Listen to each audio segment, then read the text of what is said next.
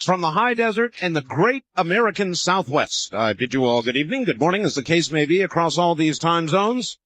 Just flashing across from the Hawaiian and Tahitian Islands in the west, east to the Caribbean and the U.S. Virgin Islands, south into South America, north to the pole, worldwide on the internet, and soon shortwave. This is Coast to Coast AM. I bid you good day. We can go just about anywhere you want to go tonight. Ebola, the subject last night. Officials in southern Texas, near Alice, held a quickly assembled news conference at about 8:30 a.m. Pacific time to tell all of us there's nothing to fear from the Ebola outbreak in the quarantine facility there. The official word, humans can't catch it.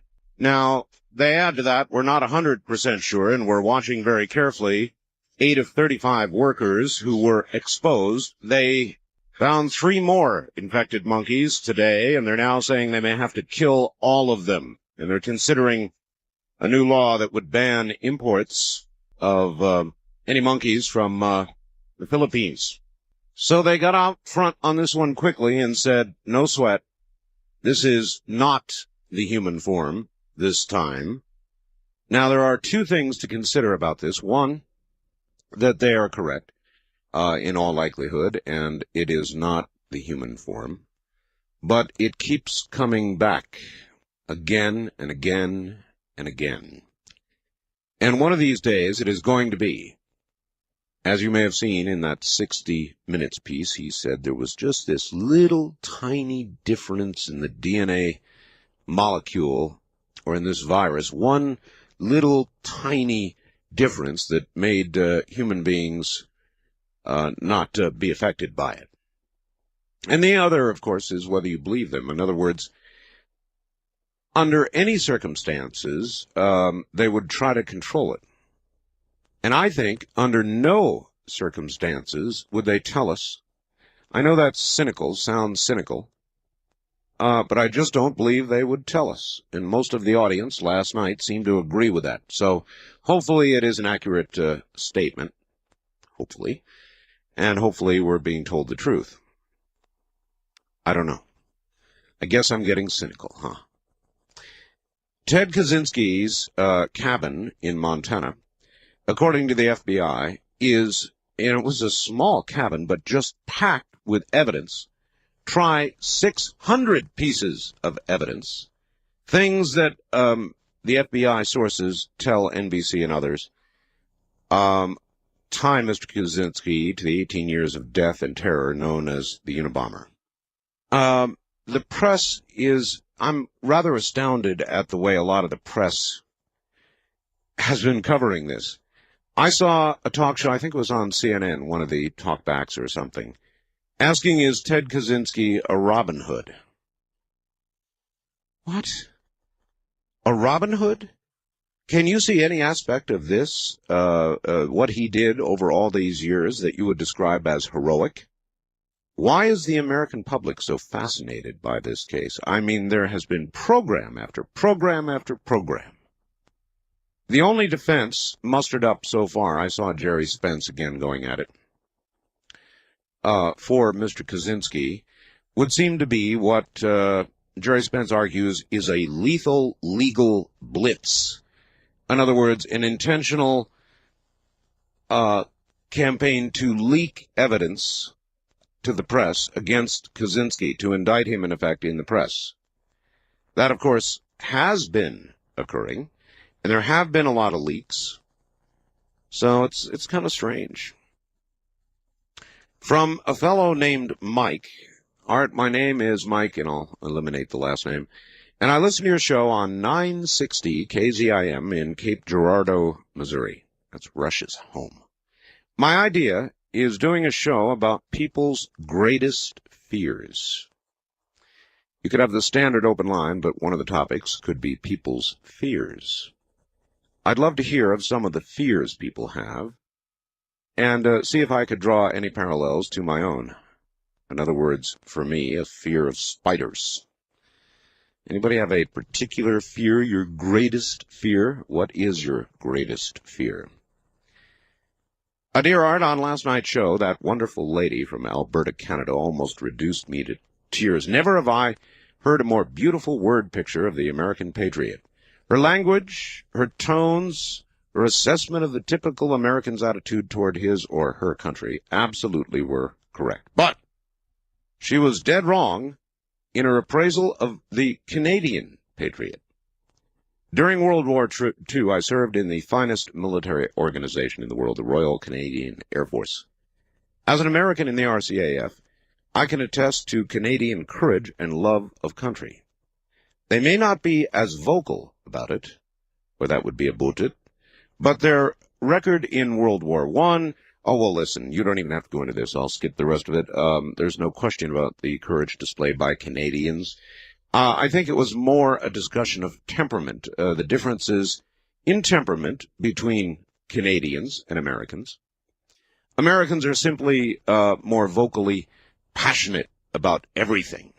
Frankly, we love to fight.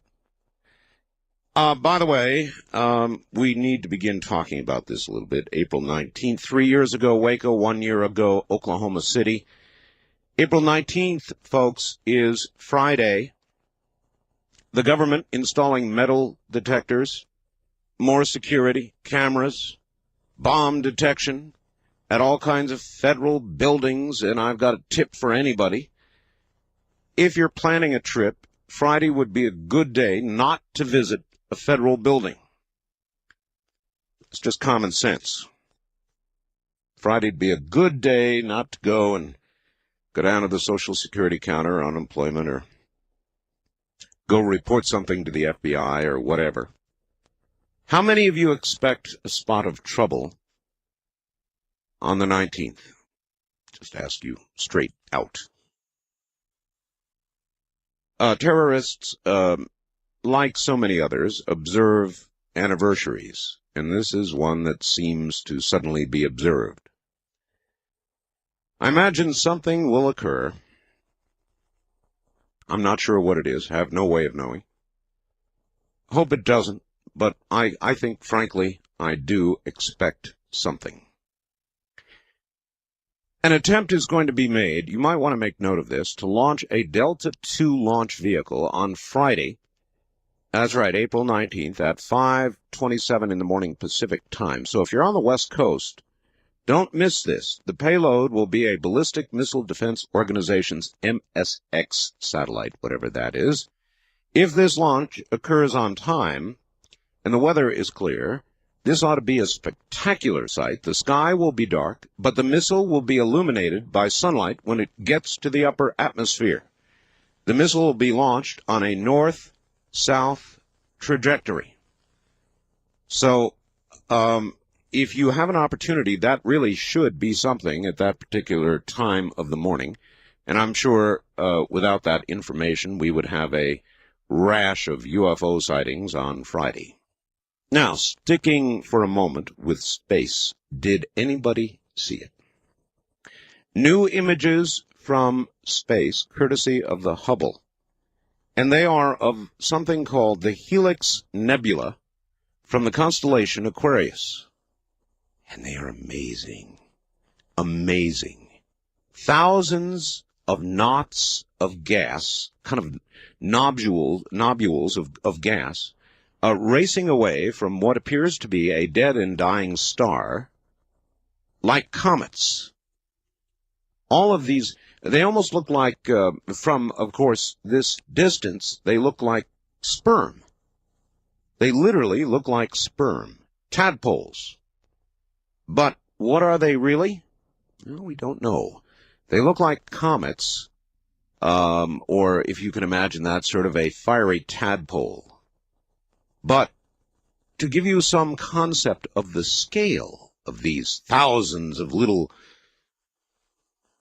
space sperm, for lack of a better phrase, each one of these is at least twice the size of our entire solar system.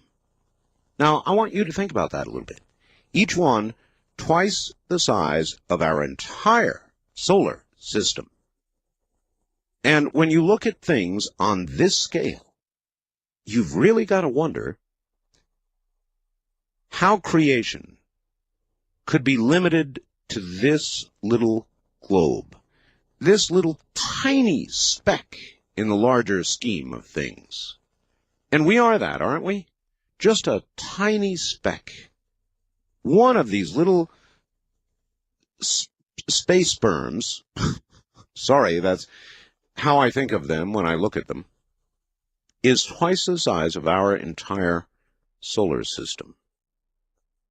And when you begin to imagine things and know the scale, it's just impossible to me that the process of creation would be limited to this planet. I know that collides with a lot of belief systems out there, but that's my thought or my thinking when I see something like that. Now, completely turning the corner, somebody sent me this, and I think you'll enjoy it. The top 10 signs that you're about to get fired.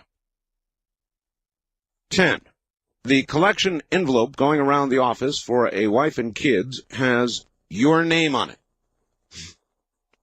This is a lot of job insecurity in the U.S., so this will no doubt help. 9. Coworkers suddenly asking to try out your chair. 8. Paycheck seems to be signed in pencil. 7. Your boss asks you, not including today, how long have you worked here? 6. Birthday gift from gang in office. Resume preparation kit. 5. Elevator guy says, yeah, sure. When you say, see you tomorrow. Office picture of wife and family replaced by Brady Bunch publicity still. 3. You're no longer allowed to join in reindeer games. 2.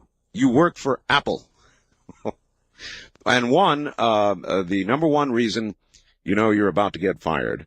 Your boss is standing over you right now saying, go ahead, smart guy, finish that top 10 list.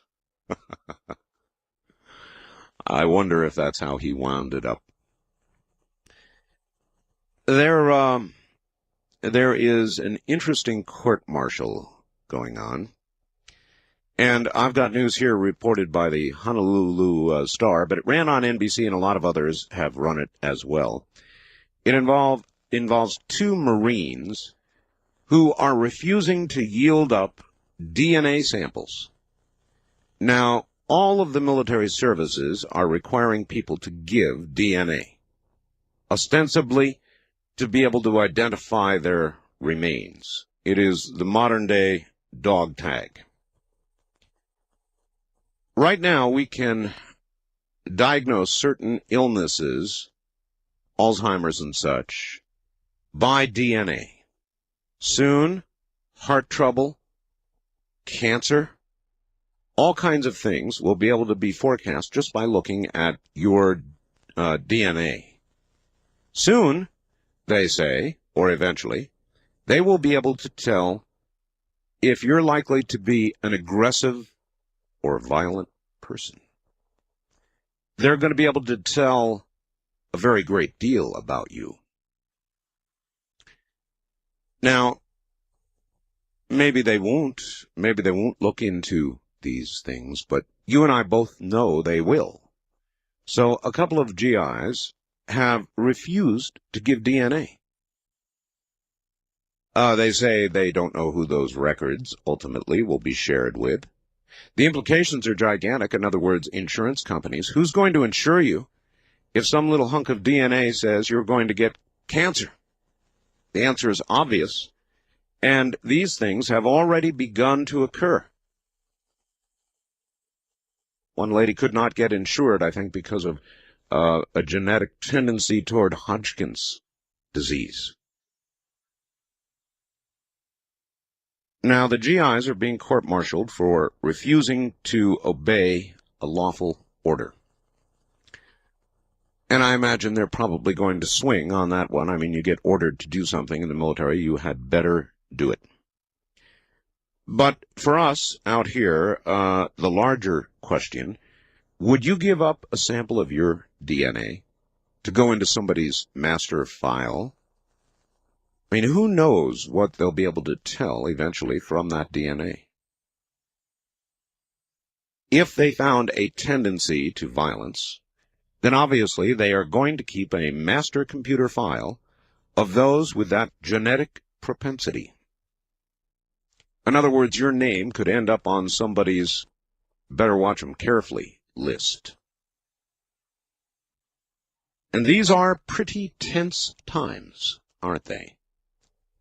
So, how do you feel about the coming DNA revolution? I'm curious. So there you go. Listen, anything you want to talk about. As an update, the fellow with the Bigfoot facts has not yet come back to me. There is, of course, a great probability that he only listens on Sunday, so we'll try then.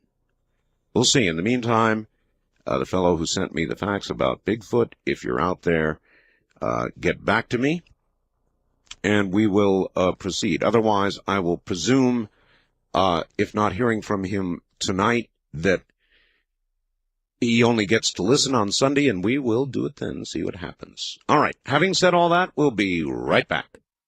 All right. We've got time. Let's squeeze in a call now. West of the Rockies, you're on the air. Good morning. Art, hi. Hi. Yeah, I'm on Super Talk 1320 KCNR. Oh, why do you say that? Oh, I'm just hometown proud, I guess. I see. Okay. Well, Yeah. Indeed, they just went up on the Internet. I know it seems like calling a talk show like this has a lot more significance than it used to for some reason. Well, it does. There's no question about it. It does. I know, I just feel so empowered. It's really an interesting feeling. But I wanted to ask you first, could I suggest something for bump music that you play a lot? Always. Okay, do you have a Stevie Ray Vaughan album called In Step? I do not. Or have you heard, if you ever get a chance, the very last track, it's called River's Paradise. It's a terrific instrumental. Okay. And I wanted to ask you something about a call you had a couple of weeks ago. I don't know where he was from, but this guy called and he said that he was an electrical engineer of some kind and he developed this saucer-sized object. Oh, yes. Yeah, and he could make it hover, and he said he could even operate it by remote control, and I'm wondering if he ever did follow up and send you that videotape. Well, I don't have the tape yet, but that doesn't mean it's not coming. It takes things a while to get here. And he had to make it. So I'll let you know soon. If it comes, believe me, I'll let you know, and you know that I'll make a still photograph out of it, and we'll publish it and get it on the Internet. Can I ask you one more thing? Sure. Have you had any calls yet from England? Yeah, I had one last night from London. Oh, wow. I just love to hear that accent. And they're so much like us, and yet that accent, Well, this was an American at Heathrow. He was at Heathrow Airport when he called. Oh, so not a true Englishman, then. Oh, no. But just passing through. I can pick up I think you have a station in Minneapolis, and I'm in Utah, right? But KSTP. I can pick them up all the way out here. It's amazing. That's a big signal. Yes, sir. It depends, of course, on conditions. Thank you very much for the call. On a night when radio conditions are favorable, why, you can hear us just about anywhere, and that's why we have our new International 800 number. And I'll tell you about that as we come back. It is indeed that. Good to be here. We can go any direction you want. Open lines, unscreened, unpredictable, spontaneous, sometimes very weird talk radio. Listen, we've got an international line. So anybody out there outside of Canada, the U.S., and Mexico who would like to call us can do it absolutely toll-free. Won't cost you 1 penny. And here's how you do it. You call the AT&T USA Direct number, access number for your country, whatever that is, and then 800-893-0903. Again, and sometimes you can't get a direct access number, so just get the AT&T operator on the line and ask her to dial 800-893-0903 from anywhere in the world. It's toll-free. That's amazing. And for Mike, who asked me my greatest fear, I don't mind telling you. It's always been of the earth opening up. I've had nightmares about that. You know, earthquake time. Big hole opens in the ground and swallows me up. I've had nightmares about that. That probably is my biggest fear. And if things began to rumble seriously and I saw a crack open in the ground, boy, I'd be gone. East of the Rockies, you're on the air. Hello. Hello? Hi. Hi, Art. Yes. A couple of weeks ago, somebody called in about lying about it to the pollster. Yeah, they suggested that... I've done that since 1975. You have? Oh, yes. Does it give you a secret little thrill to do it? Yes. It does. Let me pretend that I'm a pollster, all right? Hi there. We're just inquiring today, thank you for answering the call, about whether your inclination is to vote for President Clinton or the apparent nominee for the Republican Party, Bob Dole. Oh, absolutely. Both of them? Oh, absolutely. You're going to vote twice? Of course. Well, that probably would cancel you from the survey. That way they don't keep calling back. Well, that's for damn sure. As a matter of fact, I'm sure they take your number and put a little red line through it or something. Right. Well, that's cool. Where are you? Nashville. Nashville, Tennessee. Yes. Have you been surveyed frequently? No, not in the past 5 years. 5 years. 5 or 6 years. Then maybe you hit on the key to keep from getting surveyed. Right. Just lie your tail end off when they call. That's right. I like it. All right. Thank you, dear. Thank you. See you later. That's Nashville. There was somebody who suggested, just to screw them up, that we all begin totally lying to pollsters. Whatever it is you intend, tell them the opposite. And a few years of that, and polls will be totally discredited. The people at Gallup scratching their heads, saying, my God, what have we done? Researching their sampling methods and all the rest of it, trying to figure out how they could come up and be so wrong so frequently. It's pretty devious. West of the Rockies, you're on the air. Hello. Yeah, Art. Hello. Yeah, I'm wondering about the Philadelphia experiment. What do you wonder about it? I'm wondering if you have any information on how they made the Eldridge disappear. Well, I've done a number of interviews on it, a lot of them with the precise technical specifications of the equipment that was used. So, yes, I have an idea. Where could I get more information about that? Well, I would say order the Al Bielek program that we did. Yes, Al Bielek was part of the Philadelphia experiment. That's what I would say. Okay. And do you have any information on what happened to that tether thing we sent up in space? Yes, it burned up in the atmosphere about, what is it now, folks? About 3 weeks ago. As it came back in. First time caller line, you're on the air. Good morning. Good morning, Art. This is Don in Mount Vernon, Washington, listening to 50 kilowatt KLMO. Oh, it's a big one. Hi, Don. Hey, I got a couple of what-ifs for you. All right. What if some imbecile translated part of the Bible that dealt with heaven and earth, and actually it should have been heavens and earth? Well, any small slip or misinterpretation could have large meaning. But it probably wouldn't matter because there's already controversy about nearly everything that was written. Yeah, well, that's the whole point. There's so many different ways to look at it. What if the Weekly World News is actually subsidized by the government? The Weekly World News, if it's subsidized by the government, huh? Well, then the government would be doing to us what somebody suggested we do to the pollsters. And a lot of people suspect that's what's being done anyway, right? East of the Rockies, you're on the air. Hello. Yeah, let me get my radio. All right. Thank you. Hi, Art. Hello. Yeah, I was calling in regards to the servicemen that, Refused to yield up their DNA, yes. Yeah, well, I spent some time in the service, and I just called in to say that I wouldn't do it either. You wouldn't? No. You would face a court-martial first, eh? Yes. Mm-hmm. Well, in Definitely. that case, my suggestion to you would be don't join the service. I was already in for 8 years. I see. they didn't require me to do anything like that, but just certain things, I don't know, I just think are stepping over the line. Well, Especially what can be done with it. The question is not whether or not, I was thinking the following. If they can determine, for example, a predisposition to aggressive tendencies and violence, out here in the civilian world, that would be considered a negative. But in the military, why, you might find people with a predisposition to being violent would be promoted faster than others. Yeah. Mm. Hey, I had another question about something. All right. The other night, I think you mentioned something about a girl sent you a fax in regards to that comet hitting one of Mars's moons. Phobos, yes. Yes, man, I tried all night to get in touch with you.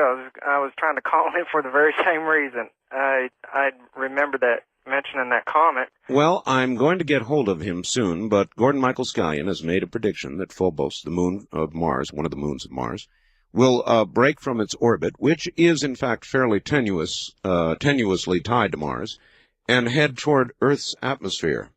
That would not be good. No, what you ever read any of literature on Nostradamus? Oh, yes. Didn't he make some predictions about something in the Indian Ocean? A comet or a large asteroid, an explosion in the Indian Ocean? I'm not really sure. That's one I'm not familiar with. It's been a long time. I'd say about 8 years ago, I read 2 books, and some of the books were contradictory to each other, though. Some of his, I guess they called them quatrains. Yes. Yeah, the quatrains. Well, they're like everything else, subject to interpretation. Yeah, confusing. Yes, very confusing. Thank you very much for the call. Now, you can rate the chances of Earth being hit by a comet or asteroid or some other piece of space junk. How would you rate those chances against the occurrence of something violent on April 19th, Friday? You don't have to be Nostradamus to look at this coming Friday and know there could be trouble. I'm getting these. In fact, I threw one away. I'm not even going to read it to you. From some militia about just horrible threatening stuff. And there's just a lot of nasty stuff going on out there right now. So it would not surprise me. I hope nothing happens, but I've got a feeling.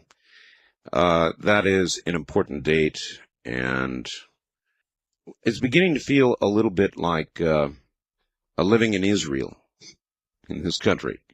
In Israel, people have to worry constantly about Katyusha rockets. They've got to worry about people who, strap explosives to themselves and set it off, suicide bombers. And we're not far from that here. So if something else occurs on April 19th, it's going to begin to mark this day as a day for terror in the U.S.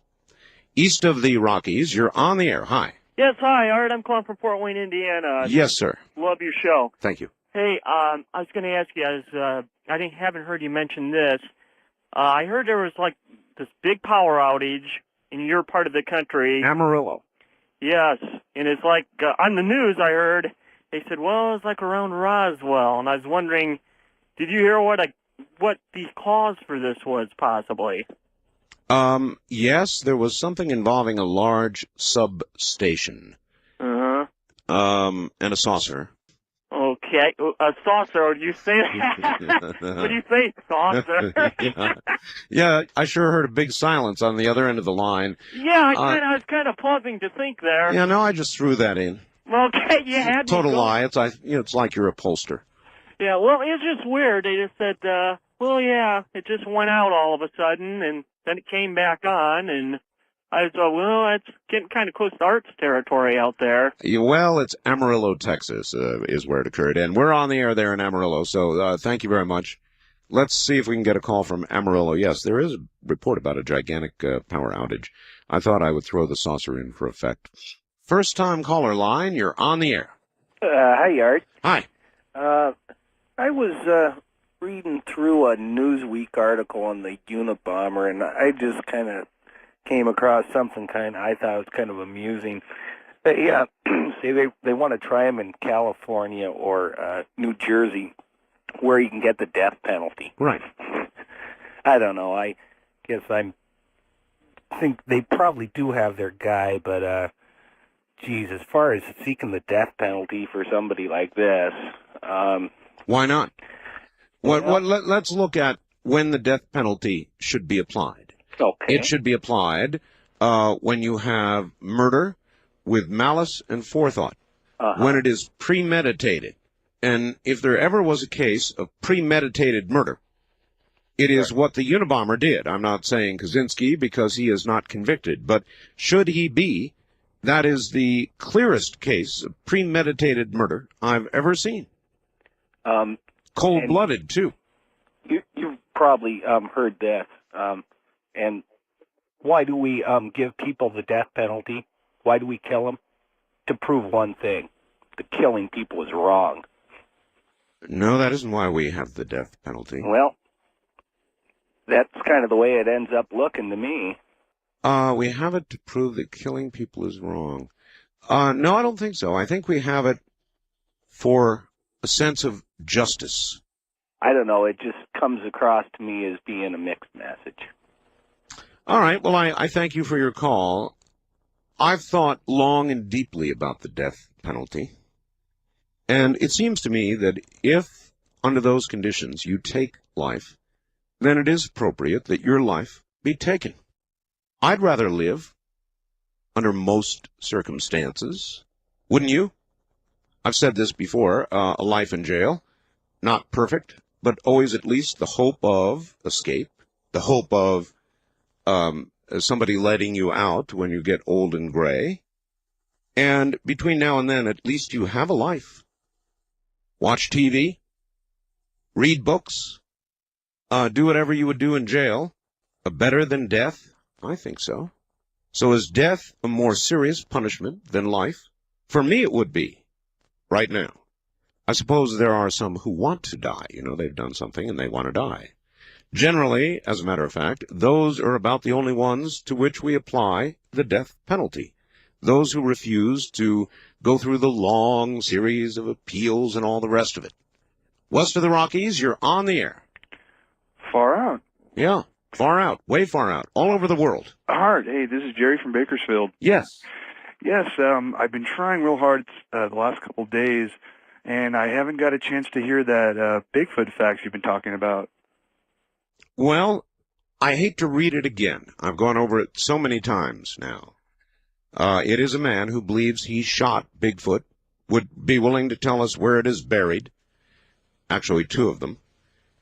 But he wants, before he'll do it, money for his defense, should he be charged with murder. Well, it sounds pretty interesting. Are you going to play it again sometime in the future here, maybe on Dreamline next week? Correct. All right. Well, all right. Great. Thanks a lot. Thank you. My feeling is he may only listen to Dreamland. Not everybody can go for all-night talk radio. So, you know, I don't even know where this occurred. There's no hint of it in the facts. And I have no way of knowing what time zone. He may be Eastern. That would make it 3 hours. Wait a minute. Maybe he did say in the facts. Let's see. No, he really didn't.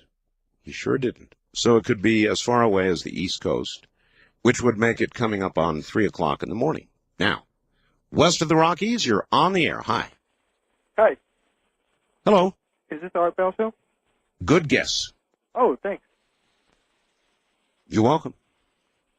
I just have one comment on the two Marines that were court-martialed. Are being court-martialed, yes. On being court-martialed, they were found guilty.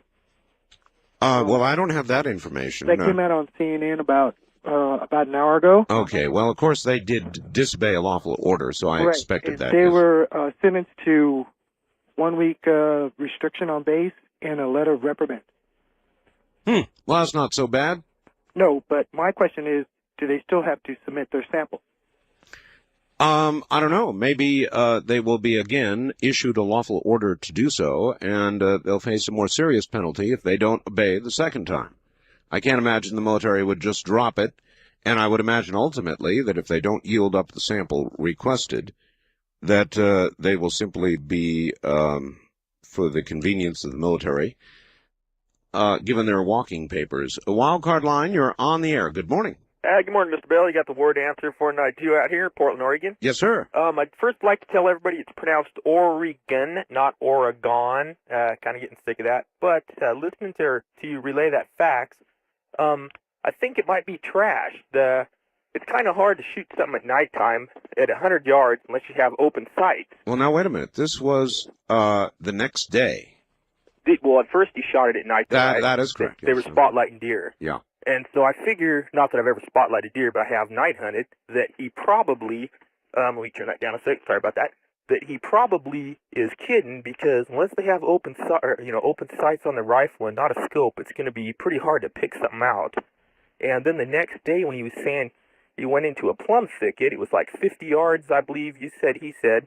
All right. And if it's going to be real thick to where he's going to crawl on his belly, his buddies out in the open from 50 yards, they're not going to be able to have that clear of a shot to shoot the, other female in the head, I believe. Well, I don't know how tall the thicket was, because the female was very tall. So yeah, maybe what you're saying. Yeah, so maybe she stood up above it. When she stood up, he said he shot, and she stood up at that point. Okay, that could be. We'll give him the benefit of the doubt. I was just kind of. I don't know. I mean, who knows? It's it's just an interesting fact. But I got no response today, so I think the odds are pretty good that whoever this is listens on Sunday. Well, I got my own business, so I'll kick in. I live out here in Portland. I can get a hold of the Bigfoot Research Center, and I'll kick in a grand there. Somebody, I'll challenge anybody out there to kick in some money so we can go ahead and prove this once or for all. Well, they are already offering, based tentatively on some confirmation of what's in here, to help this person out. So, if that was his requirement, then we have met it. And so we'll see what happens. Okay. Well, right. Keep up the good work, Mr. Bell, and thank you. Talk to you later. All right. We'll see. I really do understand why this person would feel that way, and it's one of the aspects that made me lean toward believing the facts, was that he would have a natural fear of being charged with murder. The only part of it that doesn't make any sense to me is, if this was a biped creature walking on 2 feet at 100 yards in bad lighting, why would you shoot at anything on 2 feet? How would you see enough of it to be sure that you were not shooting a human being? And if it was on 2 feet, I would think the automatic assumption at that distance would be that it might be a human being. And so you would certainly err on the side of caution and not take your shot. That's the one aspect of it that bothers me. But, who knows? I mean, really, who knows? Anyway, we'll see. We'll see if we're contacted. In the meantime, anything you want to talk about is fair game as we unfold talk radio like a freight train running through the night. More in a moment. Once again, here I am. Well, folks, you're not going to believe this. But I have on the phone the author of the facts about Bigfoot. He's on the phone with me. And I had to talk very hard to try and get him to say a word or two on the air. And he's going to. You may recall the facts. For those that don't, I'm going to read it. I'm going to read the facts. And then we're going to go and say a couple of words to this man. And I am dying, as you are, of curiosity. Dear Art Bell, I know where 2 Bigfoots are buried. In 1973, 2 friends and myself were out hunting at night using spotlights. Came across one Bigfoot in an open field. He was about 100 yards away. 2 of us shot and dropped him. He got up. We fired again. He went down a second time. He got up again and started for the river. This time he was about 250 yards out. We fired again, hit him, but he did not drop. The next morning, we returned to the area and started to track him. It was easy since there was a lot of blood. We followed him down the river for about a half mile, came up on a large wild plum thicket. The blood trail went in there. We flipped a coin and the odd man went in. It was December. There were no leaves. I crawled in on my stomach. And about 50 feet in, that's 50 feet, I met with the female. Thank God for the .44 Magnum. It took 3 shots to bring her down. Each time I fired, she went backwards. She stood up, and my two buddies each fired, hitting her in the head. That was the end of it. We found the male dead in the thicket. Female had the same body as that of a human, sex organ, breast, and so forth. Male had the same type of organs as a human. The difference, though, was that of the face that looked like a cross between a human and ape. The male was about 7.5 feet tall, his weight about 350 pounds. The female, 7 feet tall and 300 pounds. Since they looked so human, we decided to bury them. We felt that we might get charged with murder. All three Vietnam vets were snipers, so we knew what we were doing. We took 10 Polaroid photographs, pictures. If you want to talk to me, then I will fax you my number. Just say the word bugs, and I will fax the number to you. If I agree to show you where they are, and if I need an attorney, your company will pay the bill. That is the only way. Well, while my company is certainly not prepared to foot the bill, the Bigfoot Society has indicated that with the right conditions, they are. They'll help. They have money. They have resources. They have helicopters. They're very serious about what they're doing with regard to Bigfoot. Now, I just, during this last break, got a simple fax with a way to contact somebody with the pseudonym of Bugs.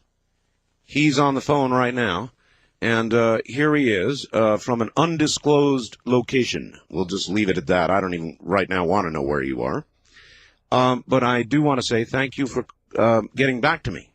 You're welcome. I was afraid that you only listened on Sunday evenings and that you wouldn't be up this late. Well, I was already asleep. My wife was listening to you, and she woke me up. Woke you up, eh? All right. There's a lot of confusion. People misheard the fact. Some people thought it was 50 yards in that you crawled. It wasn't. It was about, according to the facts, 50 feet, correct? Right. Now, this thicket was, I would say about 50 feet wide by 150 feet long. It was in a draw or ravine or whatever you want to call it, and you could not see down into it, but there was no leaves, so you could see what was in front of you. All right, let me take you back before this, if I can.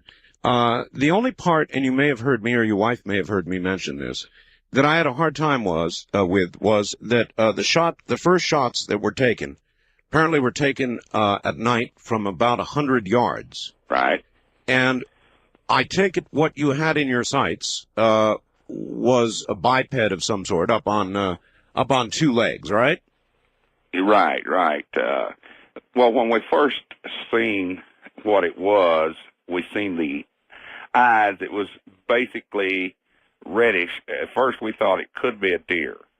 The eyes were similar, and as we got closer, it was probably, I assumed it was in a crouch or kneeling position. And as we got closer, we came around a bend in the road that went into this flat area that run alongside the river, and it was a plowed field. And we were able to see, as we got closer, when we hit the lights, the pickup lights hit it first, brought the spotlights on it. We're using 500,000 candle-watt quartz beam lights. Wow. Back in 1973, we did this basically professionally because we were hunting coyotes, bobcats, coons, that sort of thing, because they were bringing a lot of money. I've got you. And as we come around, like I said, when the lights first hit it, we thought that it was a deer with the eyes. And as we got closer, we could see it was something crouched. And when we stopped the pickup, it stood up. All right, so at first it was crouched down on all fours. I wouldn't say it was on all fours. Or you mean kind of crouched down like you... kneeling or something. All right, I've got you. Mm-hmm. And so then, as you got closer, it reared up. It got up. Right. And how much detail could you make out of this thing? At the point when we throw the scopes on it, we could tell what it was. I mean, there was no doubt in our mind. Bird Dog and myself both knew immediately what it was. That it was a Bigfoot because the hair, the outline, the human form, But it was so hard to, the excitement, the adrenaline at that point was pumping like you wouldn't believe. No, I believe it. And I laid my rifle out my window, and he come across the top of the cab with his. And we both fired simultaneously. I mean, that's the way we did it when we hit coats. Whichever one decided, one of us fire out the driver's side or the window, and the other one come across the cab, and we both fired. And we fired instantly. He was using a 300 Weatherby, which is 300 Magnum. Mm-hmm. I was using the 243. Okay. He was shooting I believe either 280. I believe it was a 280 grain bullet, and I was firing a 125 grain bullet. And we both fired. He fell over. I mean, it just like not really fell over, like he was knocked over. I'm assuming the 300 is what did that. We thought he was down. As he come back up. Okay, I'm not an expert with guns.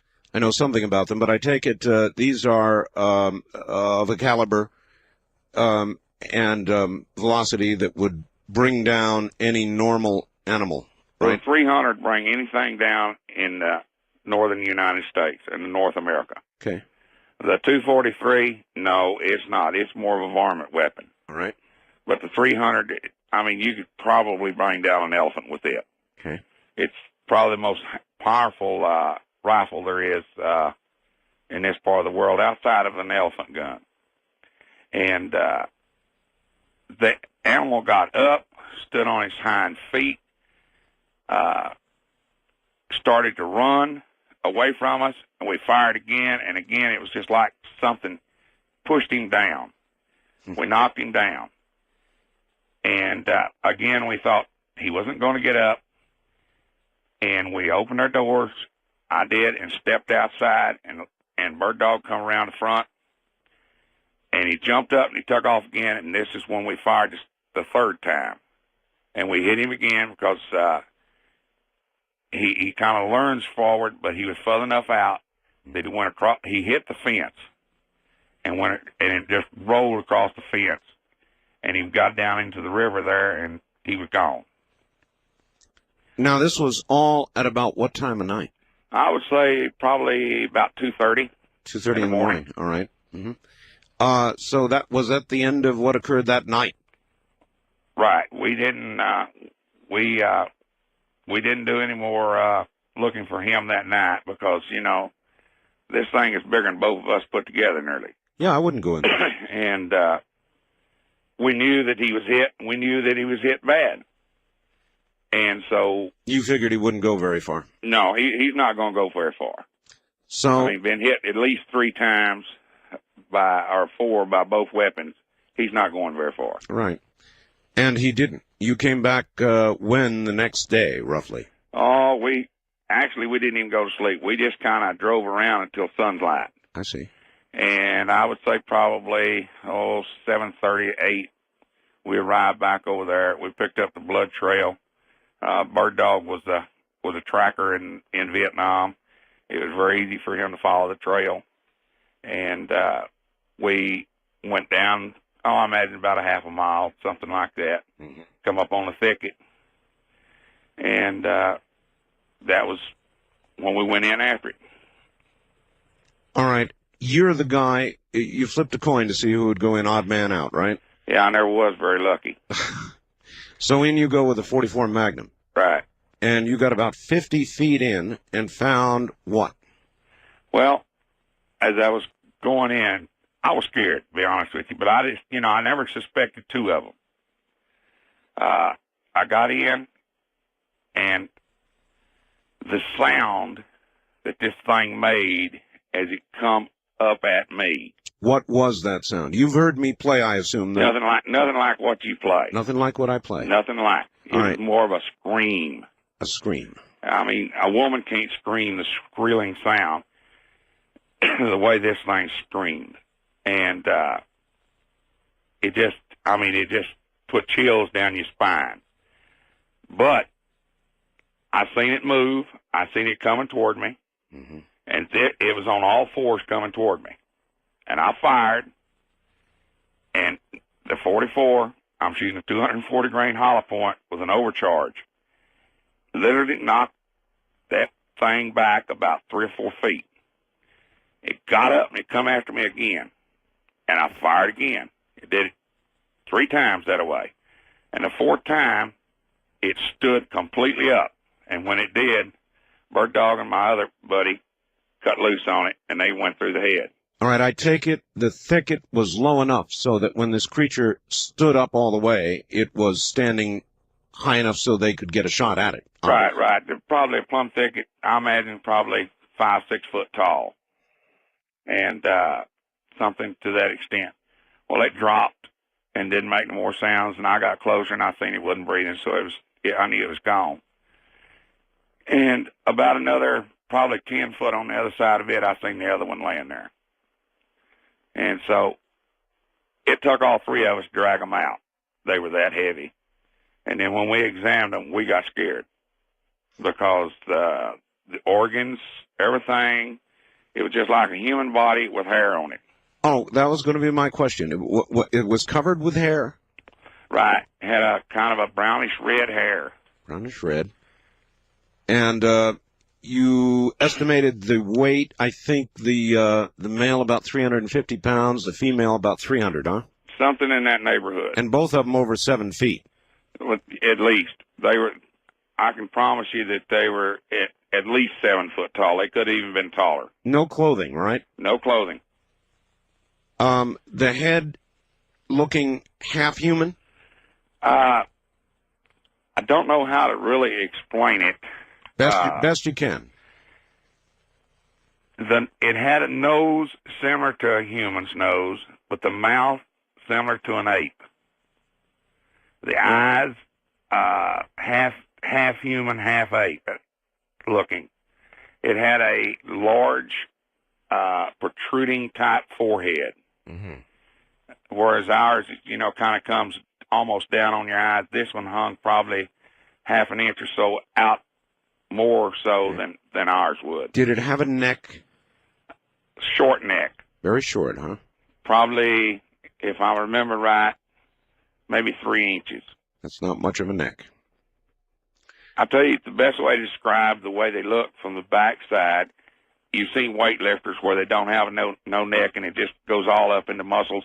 Yeah, sure. That's the way it looked. No, like a no-necked NFL player. Right.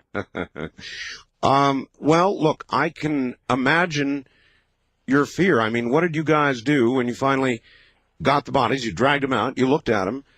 What was the conversation like? Well, we started talking about what are we going to do? Should we notify somebody, or should we bury these suckers, or what? Right. And we finally come to the conclusion that we might go to prison. And so we decided, hey, let's put these suckers in a hole. And we buried them, and then covered it where nobody'd ever know they'd been buried there. All right, well, I'm not an attorney, but from what you've told me, you didn't commit murder. I mean, you were hunting, and clearly, I think, if your description is even close to accurate, you did not kill what we think of as human beings. Let me ask you to stay put for just a minute. I've got commercial things I must do. And so without identifying the person, other than to say, this is Bugs, we'll be back in just 1 moment. Back now to somebody identified only as Bugs. All right, Bugs. So you guys, you sat around, you talked about it, you figured, look, we could get charged with something. So let's bury our mistake, I guess, or bury our... Did you consider it a mistake at that point? I don't know what I considered it. I just being cautious is more than anything. We didn't know what would happen or what would go on, and it was just better that we just bury it. We took photographs. Oh, that's the other question. You took, it says here, 10 Polaroid photographs. Right. Do you have those? I don't have my 3. They burned in my house, burned in 1979. My friends still have theirs. All right. So they still 7 photographs out there somewhere. Uh-huh.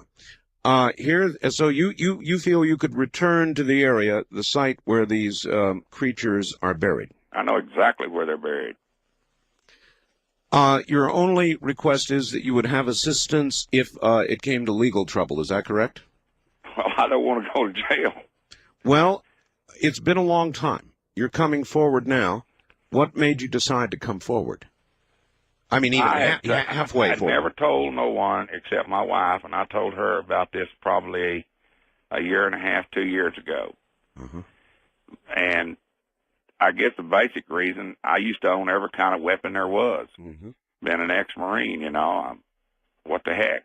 But after that happened, I don't even own a weapon anymore. It did something to me. That makes sense. And I just, I don't know, I was listening to y'all talking the other night, and everybody was kind of laughing about, you know, Bigfoot. Hey, it's real, buddy. All right, look, here's what I propose to do. I will, with your permission, get you a telephone number that you can call if you want to. Now, I'm the only one who knows how to get hold of you right now. And you keep it that way. And I'll keep it that way, I promise. What I will do is I'll contact the people at the Bigfoot Project, and if you want to proceed, I will then give you their number, and you can call them and take it a step at a time with them. How does that sound? Well, that sounds fine, but I'll tell you, I still have to talk to my other two friends. They no longer live here. One of them, well, let's put it this way. If I told you where the other one don't tell me. But they no longer live in this town. Well, if you know how to contact them, why don't you go ahead and do that, and see if they feel the same way you do or not, and we'll proceed from there, Bugs. But it'll have to be unanimous with all of us. All three of us will have to agree to it. I understand. I appreciate your coming forward. I'm sure you'll hear some comment about it, and I appreciate your telling the story. So all I can tell you is I will protect you. I will tell you this much, Art. The day I die, I will have a map where it's at. So well, maybe I'm 51 years old now, so it's not going to last forever. All right, sir. I've got to take off. Thank you very much, Bugs. You're welcome. Get a good night's sleep, if you can.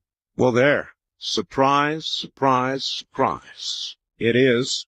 Here I go again, right in the middle of it. Man, wasn't that something?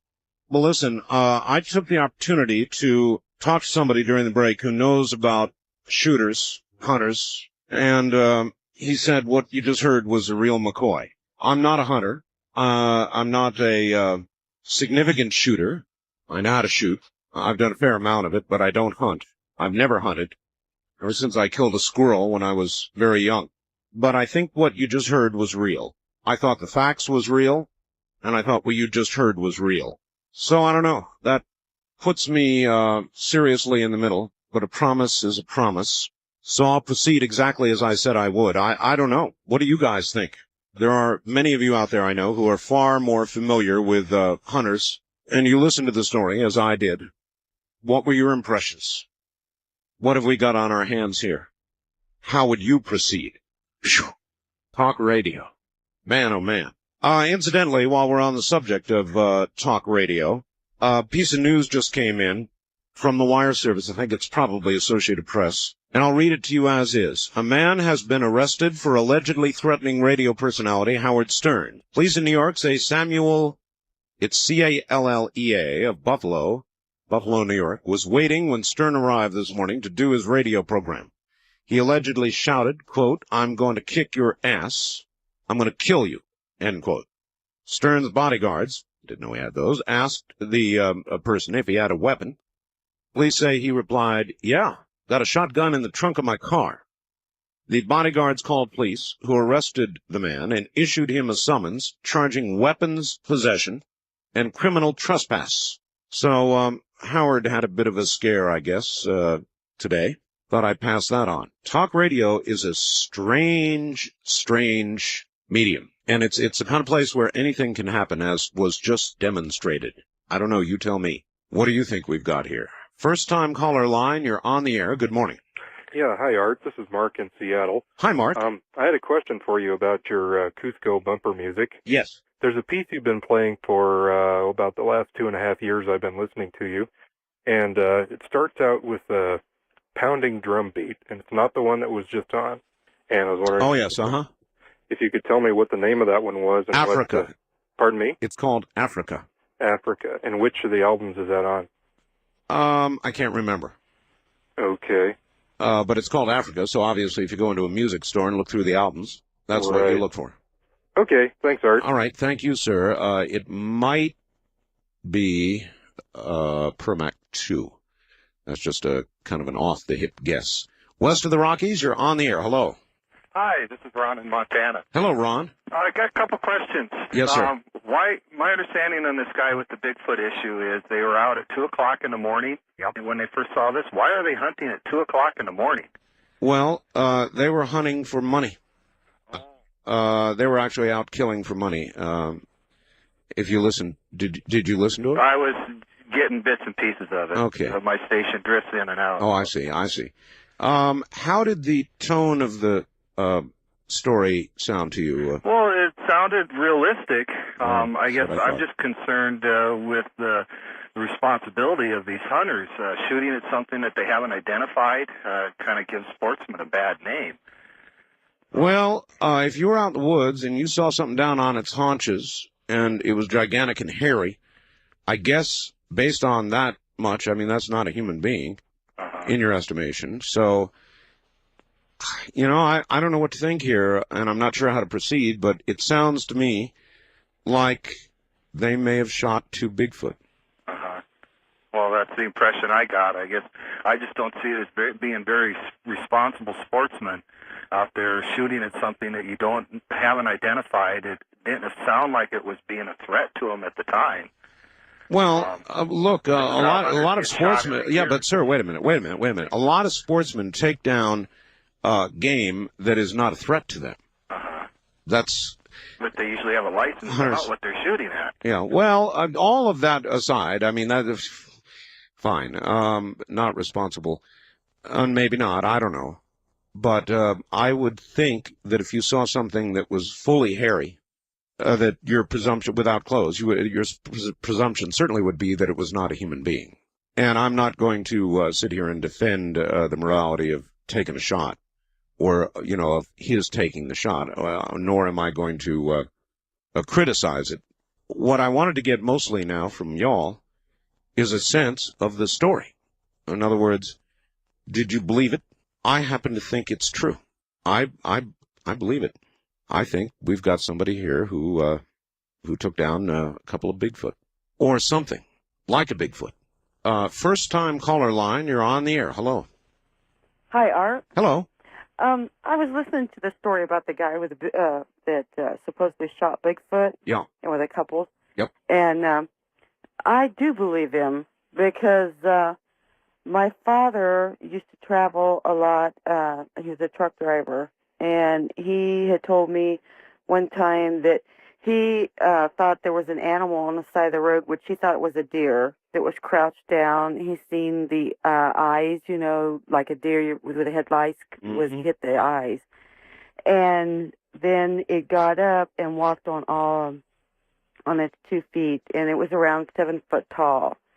And matter of fact, from that day on, he was an avid Bigfoot fan. I mean, he, bought magazines and researched on his own a lot. Sure. It would drive you to that, I'm sure. Yeah.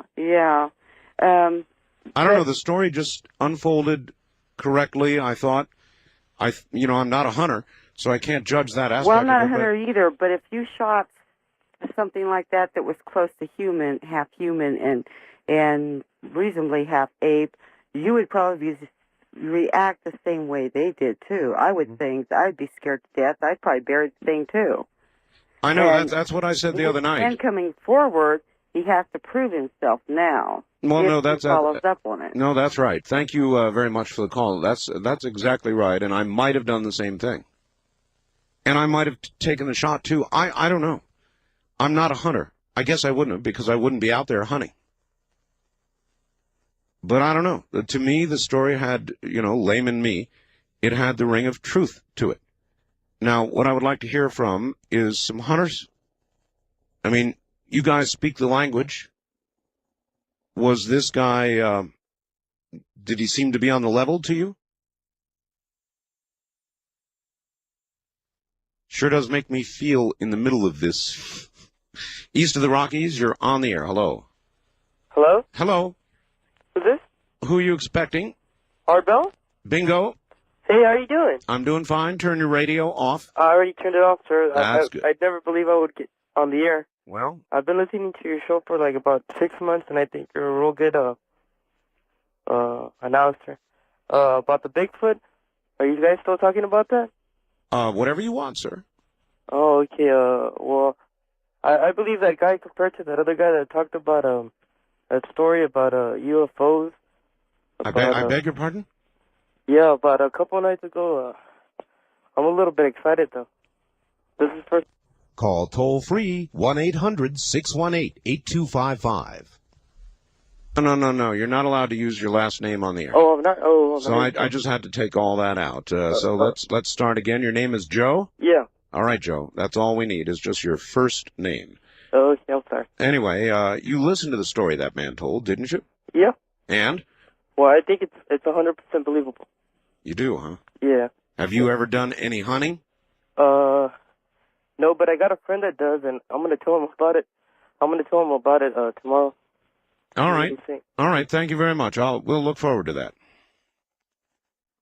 I want to hear from some hunters. That's one of the only ways I can quantify this story. I'm just a layperson in this area, and to me, it sounded legit. But I'd like to hear from some hunters.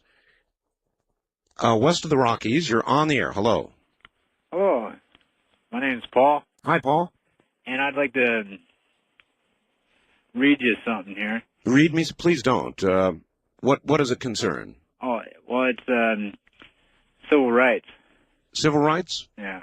You want to read us our civil rights? Well, it's kind of like it's a law that enforces our civil rights. It's a law that enforces our civil rights. Yeah. Why would you want to read this to us? Well, let the people know that they have civil rights. Right to enforce a law that will keep people from taking their civil rights. A law that will. Oh, I thought that was the Bill of Rights. Well, true, but this is out of the law books, Crime and Punishment. Uh-huh. Well, thank you very much, but we don't read on the air. If you want to have a discussion about something, you're welcome to do it. But I have found generally, when people read on the air, it just doesn't work out. I think most people are aware of what rights they have. As a matter of fact, people are very aware of the rights they have. Not so aware of the responsibilities that should come with them. First-time caller line, you're on the air. Mark, how you doing? I'm okay. I got a little complaint here. I don't think you was on Sunday night here. I'm in Seattle. This is Jim.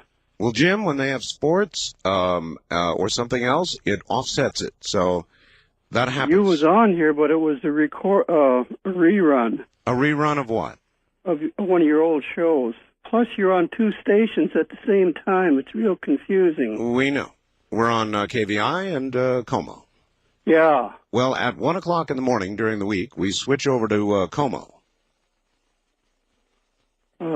I think you start at 11 o'clock on both channels, don't you? Well, maybe that's right. Now, maybe they have changed that. I'm not exactly sure. Thank you very much. No, I think it was live. When we are live, they carry us live. And then, of course, on the weekends, there are some repeats. West of the Rockies, you're on the air. Hello. Art. Yes. Thoroughly enjoyed your book. I beg your pardon. Oh, my book. You liked it, huh? Yeah, I did. Good. I'm glad. Oh. It's the new Mother Nature. She's taken over. What's the new Mother Nature? The one that's going to get us all. Going to get us all? Doomsday? We got a long time for that. The end of the line? We got a long time for that. Oh, good. We're all worrying for nothing. All right, thank you. Strange. First-time caller line, you're on the air. Hello. Hello. Art? Yes. Oh, sorry about that. Just wanted to call about this Bigfoot thing. What do you think? Well, I have a hard time believing it. I have to agree with the gentleman who called in and said it was giving sportsmen a bad name shooting what they weren't sure they were at.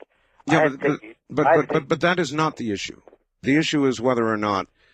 Well, I mean, that's what's putting doubt in my mind. If these all are the hunters they claim to be, I don't believe they would have shot something without identifying it first. So that throws the But wait a minute now. He did identify it to the degree that it was in a crouch. It had a totally hairy body, and didn't look fully human. Now, that's pretty animal-like.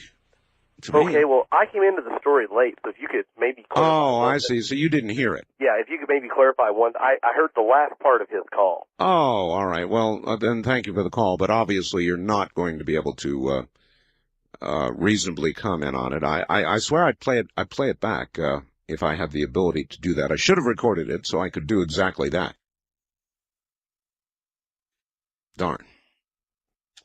Well, we do have it, of course, at the network, and it could be played back from there, but not tonight, as the recording continues. East of the Rockies, you're on the air. Hello. Hi. Hi. This is Mike from Flint. Hello, Mike. Michigan. Yes, sir. Yeah, I was, well, I'm going to reserve comment on the Bigfoot thing till I hear a little more.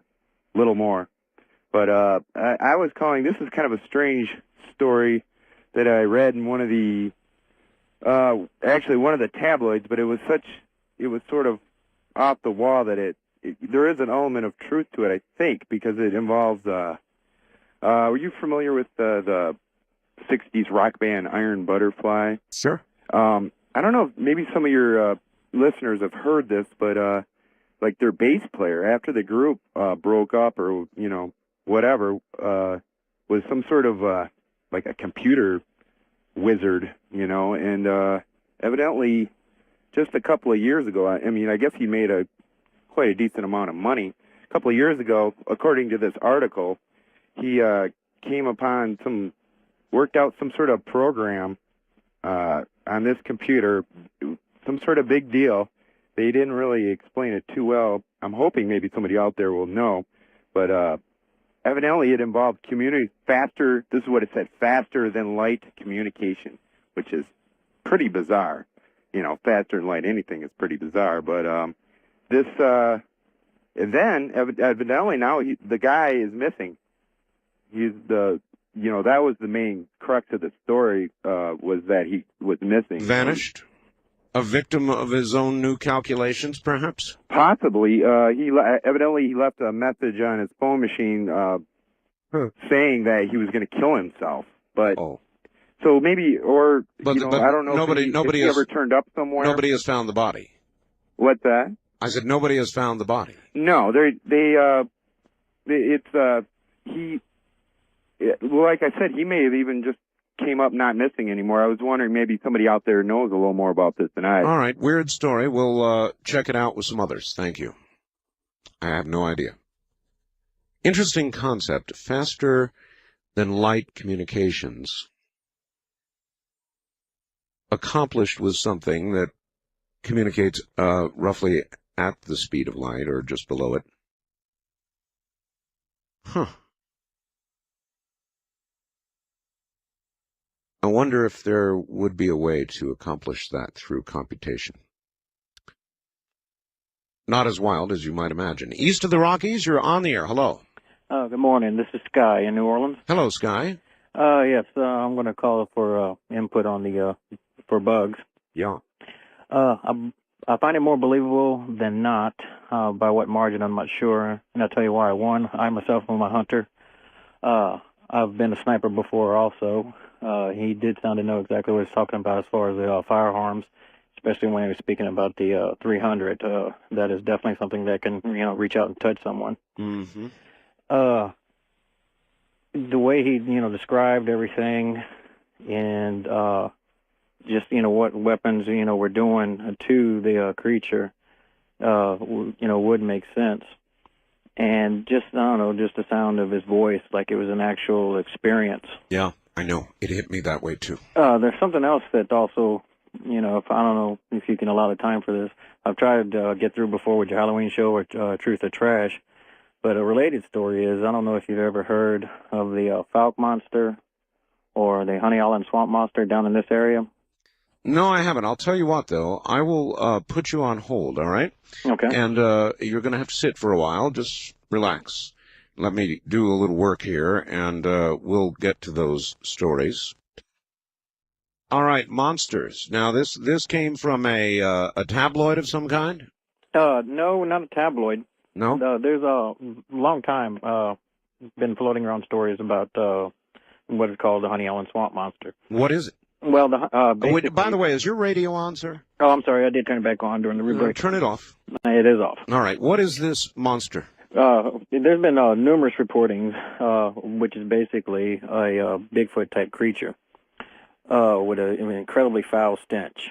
And the Honey Island Swamp is right along the border of Louisiana-Mississippi area, in the Pearl River area. And like I said, for several years, you hear different stories coming through about people, hunters, trappers, people out crawfishing or what have you, coming across creatures that look, basically a Bigfoot-type description. Mm-hmm. And the thing came from the Fouke area of Arkansas, which is in the southwest corner around the Texarkana area. Right. And what has been strange, some people have reported coming across footprints, oddly enough, with a 3-toe signature instead of, a normal 5-toe, which has always been associated with the Bigfoot. But like I say, there have been different stories floating around the swamp areas. Yeah, there have been so many reports that I'm fairly convinced there is something out there. This man's story that I heard a little while ago, what did you think of it, sir? Well, like I say, if I had to guess, I would say, 60%, maybe a little better, more believable than not. Than not. All right, I would agree with that. Thank you very, very much for the call, and that's, I guess, my assessment, too. About 60% or a little better. In other words, I lean toward believing it, amazing as it is. I'm really glad he called. I'm glad that you all got to hear it. I don't know that I'm glad I'm in the middle of this right now, because I think I believe it. We'll be right back. Well, good morning. We've had something occur on the program this evening. The man who sent me the facts on Sunday about shooting of the Bigfoot, plural, two of them, contacted me tonight by fax, and I put him on the air. From 12 midnight Pacific time until 12:30, he told the story on the air in significant detail. I've had a couple of people in doubt about the bullet weights, but I've also talked to a couple of hunters who say, no, he was exactly right. And I've got a number of faxes here. This was a significant occurrence, and it's kind of put me in the middle here. From Bob, I won't give the last name, a retired Border Patrol supervisor. Art, I've been listening to Bugs, that's his pseudonym, with interest for the last few minutes, and I think the guy is telling the truth. I will bet he can produce some photos and take you to the graves. Wow, what a find. Or this, hi Art, well this certainly sounds like the real deal. Now, once and for all, we're going to be able to put a stop to the myth about the Bigfoot. I'm happy and sad, all in the same mood. Yes, I believe the fellow. But I have an awful feeling deep down in my guts about this. You know the feeling. The one where you know that you have done something terribly wrong. Signed, Greenwood Charlie. Art, you should request your Bigfoot person to at least send you 1 or 2 of the remaining 7 Polaroids. If they were taken some 20 or so years ago, I'm sure the photos could be dated as being taken from Polaroid film, available during that period, just as the alien autopsy film was analyzed. Even if the individuals won't come forward, the photographs and their verification would be very impressive. Yes, I agree. Or this, I believe we've got a very credible story here. Bugs mentioned photographs. Art, you need to get him to send you a couple, so we can get our opinions more solidified through your eyes. I see no harm to this man, if he submits photos to you for further proof. So there you are. Dear Art, Bugs sounded sincere. What really sounds correct is that the hunter would take down a Bigfoot rather than trying to capture it. This is exactly the same thing that you have commented about aliens. If these hunters had encountered an alien, they would have taken the same action. A sorry comment about mankind. Dear Art, the calibers Bug mentioned are real. I've owned them both. The story he told, believable. Believable to me because there was something in his voice that is exactly how I feel myself about killing anything after years past, being an avid hunter. Or this from a physician, I will not give his name, Thomas, a medical doctor. Ballistically, Bugs describes accurately the reactions of a large wild animal to the energy of the various bullet hits to the creatures. So, I'm sorry if you did not get to hear it. It was an amazing half hour.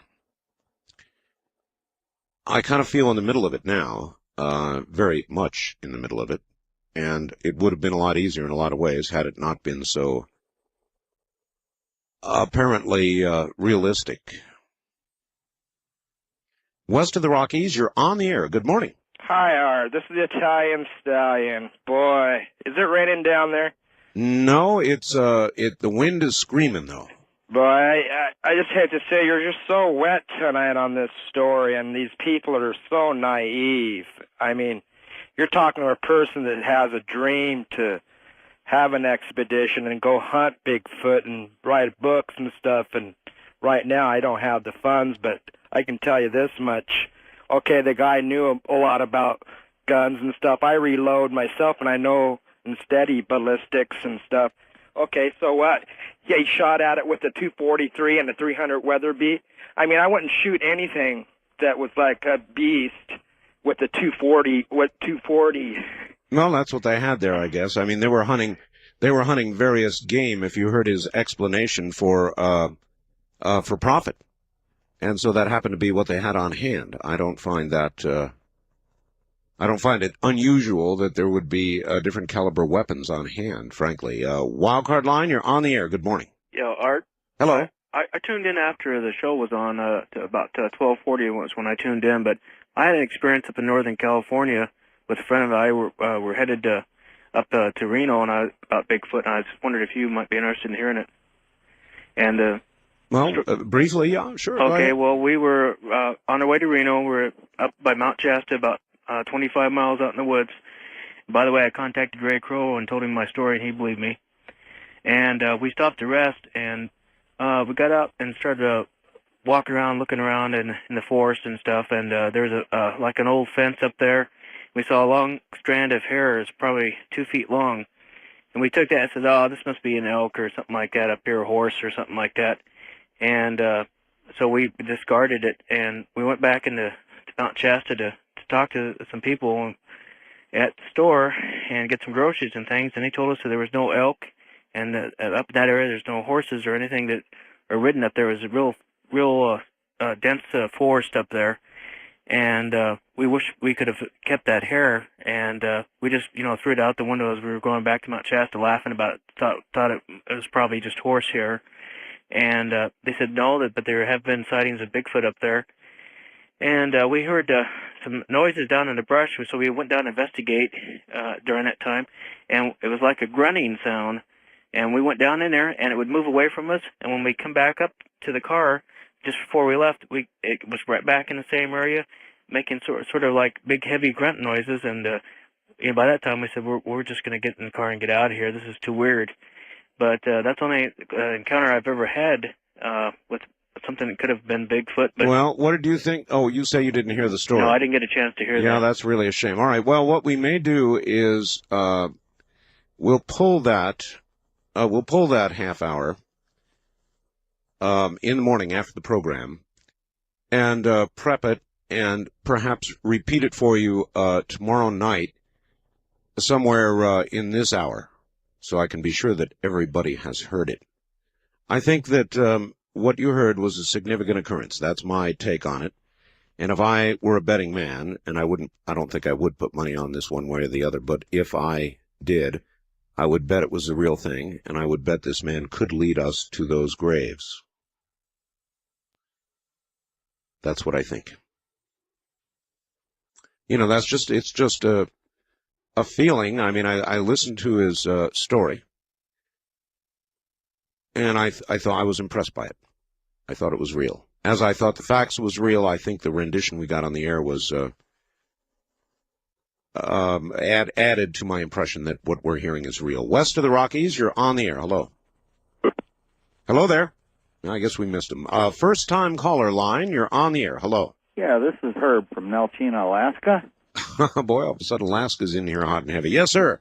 Well, you know, I've been listening to this thing on Bigfoot all night, and it's really intriguing. And I'm a retired big game hunting guide and lived in Alaska a long time. And I find a few things wrong with Bugs' story as you related it over the air tonight. But I think that the passage of time, you know, hassling over these different bullet weights and everything. Well, I thought that was... You know, anybody in 20 years can get turned around on that, especially if they're not real experts at reloading and things like that. My only question with the whole deal is that, you know, over the past 30 years or so, 35 years, there's been a number of sightings and a lot of publicity on these Bigfoot and abominable snowmen and all this other thing.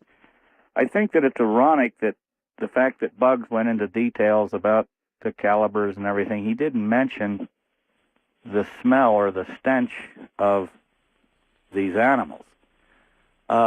And that's the only question I have in the whole thing, because one, I do believe there are such critters, whatever they may be, in existence, because there's just been too many sightings, and yeah, there's something to it, obviously. Sure, but the key to the thing, and I just heard where Bugs refaxed you and he's withdrawing. I don't blame him. Well, you know, here's the deal.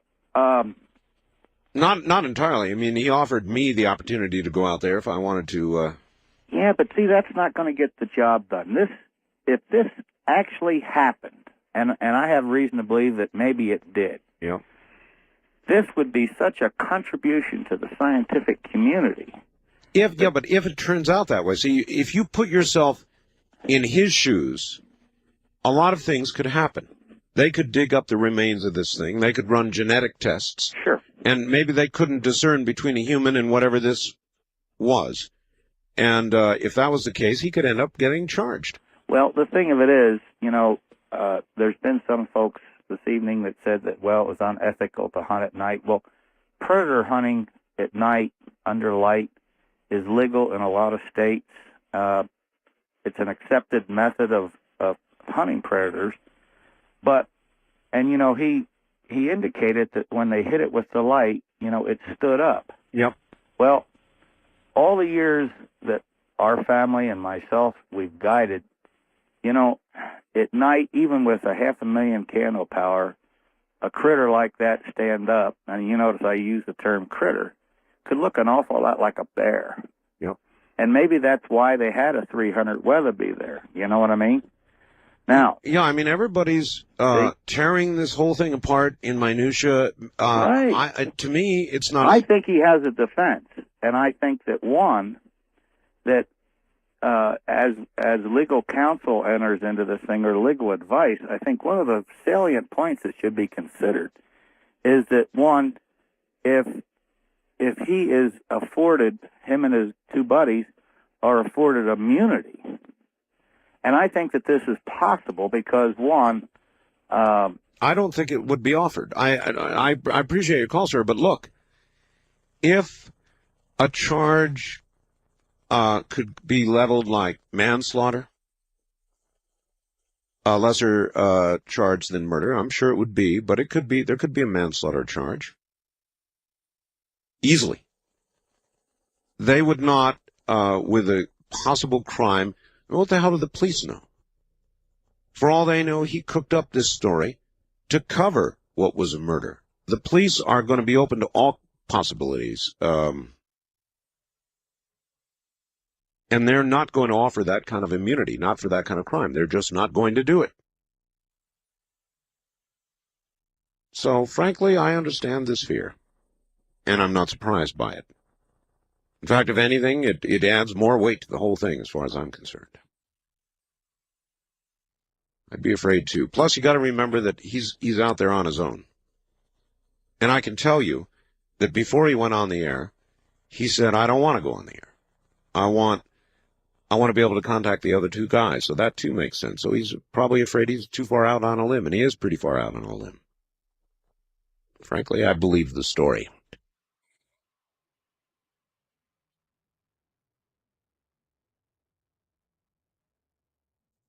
Can speaking an ancient language cause psychic disturbance, injury, or even death? It can, if it's the secret language of the Church of Satan. Find out more in the October issue of the After Dark newsletter. And you can also read about voodoo, ghosts, and my editorial on the zombie at the traffic light. Call right now, 1-888-727-5505, or go online at coasttocoastam.com, and you'll also get a free CD of Art Bell and the Philadelphia Experiment, with donations going to Al Bielek when you call 1-888-727-5505.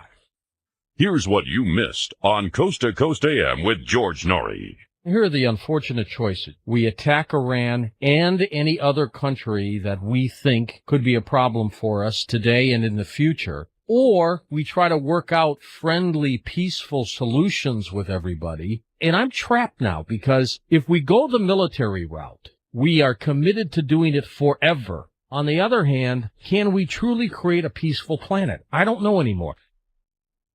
Now we take you back to the night of April 16th, 1996, on Art Bell, Somewhere in Time.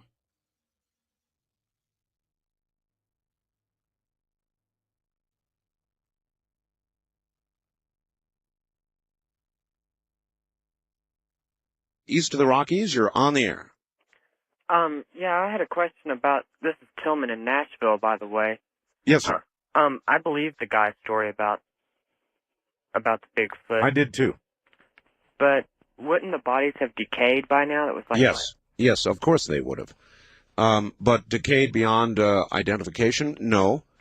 I mean, you can probably exhume, since it was buried and wasn't there for scavengers, you could probably exhume and do genetic testing and other type of testing. So you think they could find some of the remains? Sure. Okay, and not to get off the subject, well, I guess it would be. Be on any subject you want. The guy that wanted to know people's fears. Yes. I work for the post office, and I have a big fear that You, sir, are people's fears. well, I have fear of some of the people I work with. Yeah, that's what I meant. All right, thank you very much. A postal employee. Did any of you see Naked Gun 33 1/3? What a dumb movie, but the beginning of that movie was a riot. It was an absolute riot, with babies bouncing down the stairs and in baby carriages. And this wave after wave of evil people with bombs strapped on from the Middle East. Mad postal employees with machine guns. It was a riot. The scenes in the beginning of that movie were a riot. West of the Rockies, you're on the air. Hello. Hi, Art. Hello. This is Ron. Okay, turn the radio off, Ron. It's right now I am. Yeah, that's okay. good. Get the radio off, or we'll have to leave the line. It's off now. That's good. Okay, calling about the gentleman that called in about the Bigfoot. Yes, First of all, I want to say that I totally believe that these things could be possible. The problem with this story is, if I may, is that, but going from the end forward, he described this thicket as 150 feet by 50 feet, did he not?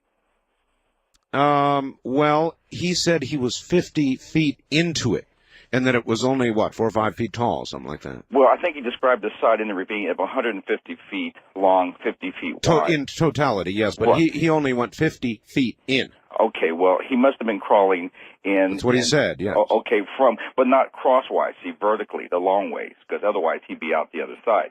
Now, one thing that hunters would do... No. You wouldn't be out the other side of something 150 feet long if you were 50 feet in. No, but it was 150 feet long, 50 feet wide. Am I incorrect in what I heard? Well... look, he went in. We're going to have to play the thing again tomorrow night. And, okay. Well, get the facts down. Just quickly, though. If he, basically, when you're doing this, and I understand why he was, and I have nothing against it. I mean, well, I do morally about hunting at night and so forth. But logically, it seems like they would have walked together around the perimeter of this to check it out. I mean, it only would make sense. That would be my first instinct, is let's all walk together in a group, obviously very close together, so in case anything happened, all the fire would go the same direction. Okay, that's one thing. The second thing is when backing up in the beginning of the story, is when they cite this thing, it seems logical that this animal being of that nature, to hear a motor and the headlights coming, when it's dark, Art, you can see headlights miles away out there. Well, he said they had a very, very bright light. They were doing professional hunting. I know, but they hit that when they spot it with the headlights. Well, they spotted it with that big, particular bright light they had, is what he said. Right. And that is the way a lot of people have hunted for a long time. It's No, I not understand. necessarily I'm from proper, the South, but and, yeah. But anyway, those are my two main concerns. I mean, that far away, of course, and then having the time. And one thing he did say that led to give it the positive side was he said once they spotted it in the scope, there was not a doubt he knew what it was.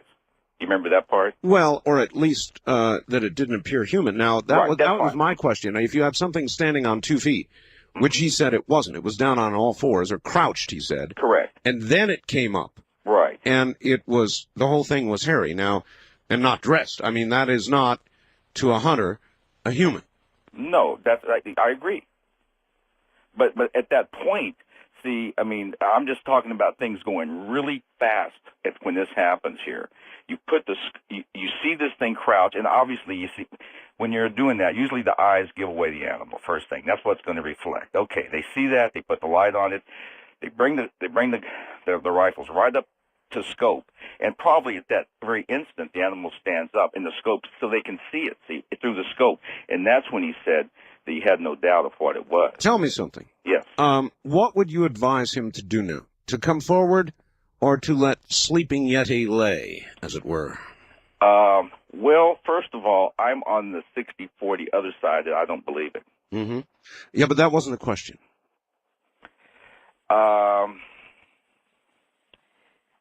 I can't advise somebody else on what to do. All I can say is what I would do. What would you do?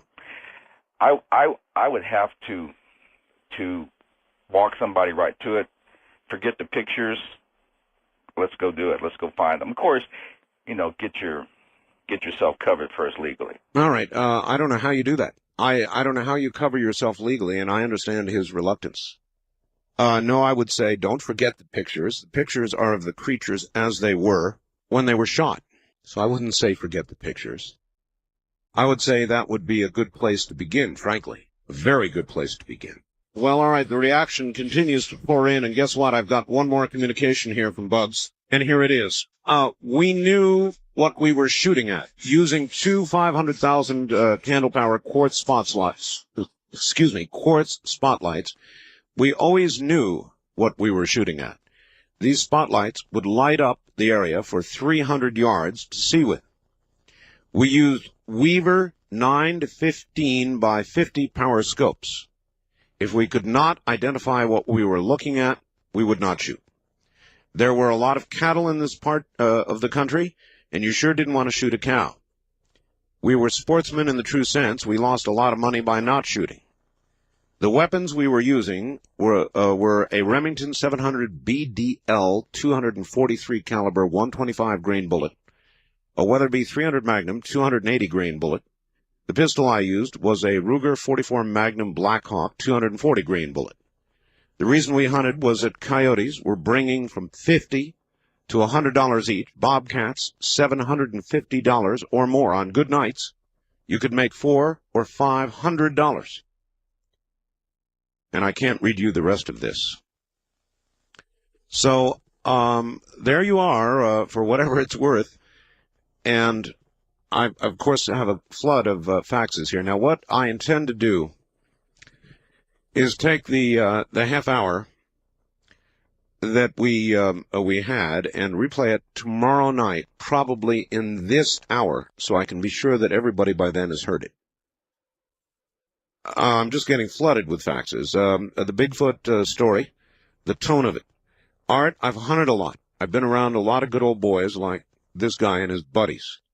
I know a lot about firearms. Everything he said sounded right on. The whole tone of his story sounded authentic, and I tend to believe it rings sincere. I sure hope he and his buddies agree to reveal the photos and the location of the graves. His description of the eyes reflecting light tends to make me think these things are more animal than human. Human eyes don't reflect light. They sound like the giants who roamed earth described in the Old Testament of the Bible. Could they be holdovers? Or this: no doubt the Bug's account was real. To listen to him speak about how after the incident he gave up weapons was a very telling modulation in his voice during this time. When you get the tape of it, listen closely. It was certain to me that he feels deeply about the experience and is wanting absolution before his own death. Mark in Honolulu. About Bugs and the Bigfoot, another one from Riverside. By the way, hunting deer at night with a light is called jack lighting, and to my knowledge has been illegal in the States for quite some time. Yes, I believe that's true. So, the moral questions aside, the legal questions looming, I personally judge it to be a real story, and I don't know exactly where it's going to take me, but I think it's real. And if we ever want to settle this whole thing, this whole damn thing, with regard to Bigfoot, here is an opportunity, one that I can't let pass. So we'll see where it goes. East of the Rockies, you're on the air. Good morning. Hi, Art. This is Brett calling from Chicago. Hi, Brett. Hi. I'd be inclined to believe the guy about the Bigfoot story. Yeah, I was too. And I'll tell you why. My father was a Marine sniper, recon division in Vietnam. Mm-hmm. And they have the same way of talking about death as a lot of Marines do. And the way he was talking about the way they came upon the thing and hunted it, Yeah. it sounds a lot like a sniper. So I'd be inclined to believe the fellow. Pictures would be more proof, or a map or something like Absolutely. that. But the way he was talking. Yeah. Yeah, I know. That's what I bought too. The first facts I got was very tentative. It showed the concern he would have for his legal position. I would too. Sure. And I just think there's a better than even chance. Sure. That it's a true story, and it's an opportunity to finally find out. And people who face death in such a way like that don't tend to lie about it. Yeah, I mean, you can never tell. I mean, people might make up a story, but you could almost feel it. You almost had, it's hard. Maybe I'm just too naive. Some lady called yesterday, said I'm recording. Yeah, but he had a believability in his voice. Yeah, thank you very much. I thought so too. And this is something that I would like to finally see settled. Wouldn't you? Or is it better not to know? I think there's very little choice now, legally and otherwise. I think this has to be followed on. But I will keep my word. Oh, my. Problems we make for ourselves, eh? Incredible. So we will be in follow-up contact with this Bigfoot organization in Oregon, one that has serious resources. They've got helicopters, they've got financing. They're very serious about what they do, and they've communicated with me now 2 or 3 times since the facts, and now, no doubt, up in Oregon. In fact, I would like to get through to them. I'd like to talk to this Bigfoot organization now. Maybe even on the air. And the person who heads it knows my private number. If he wants to contact me here at the top of the hour, we'll get your reaction to it. And I don't even know if he's awake at this hour. I would hope that he would have been. Boy, I'll tell you.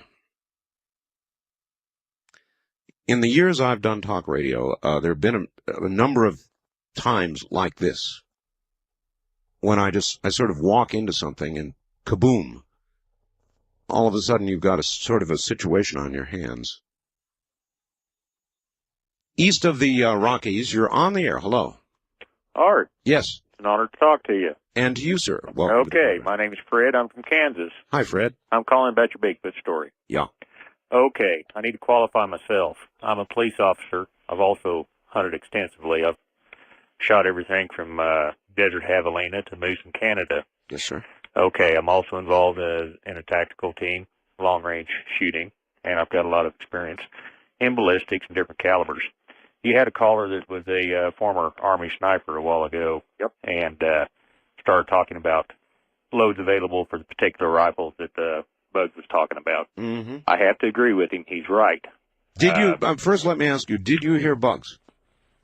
Yes, I did. You did, okay. The overall story itself was fairly believable the way it was told. Mm-hmm. Yes, he would have been able to identify it very easily at night with that type of light and with a good quality rifle scope.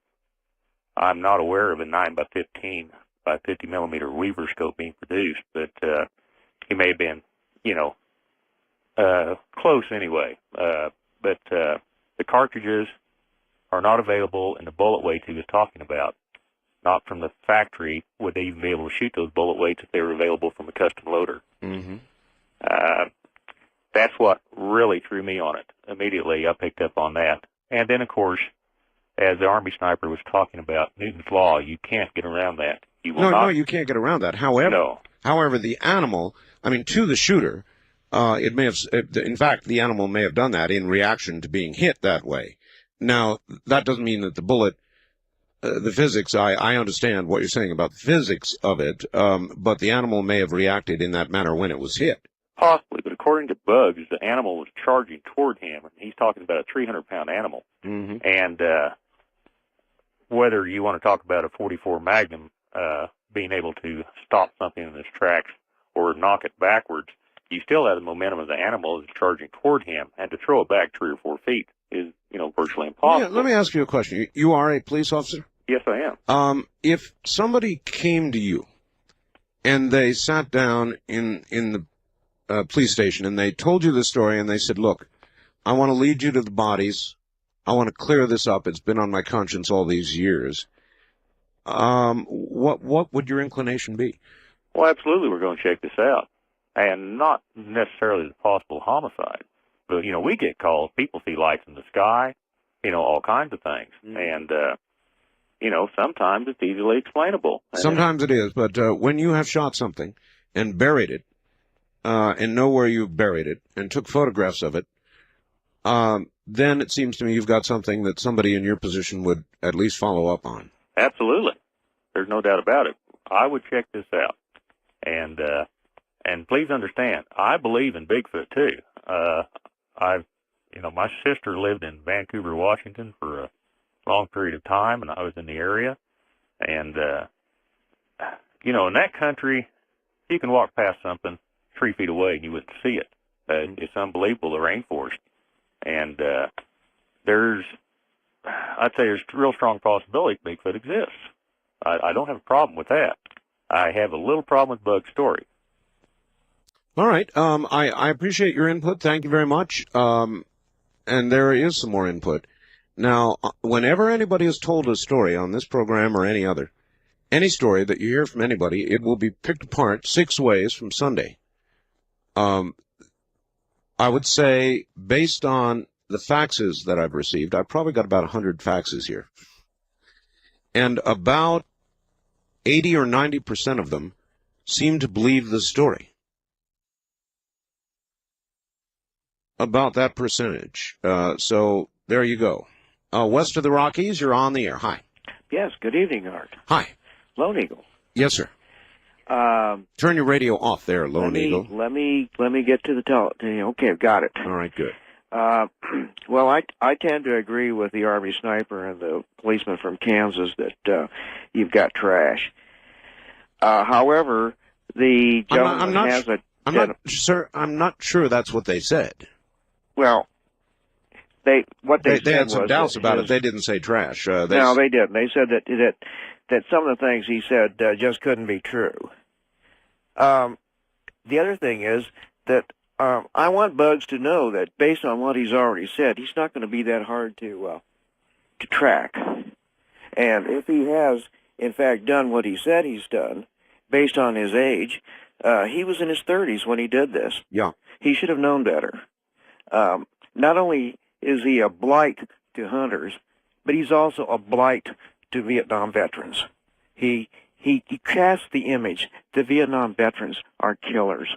And that's what he Oh, did. for heaven's sakes. All right. Enough, thank you. I was in Vietnam. That's a bunch of crap.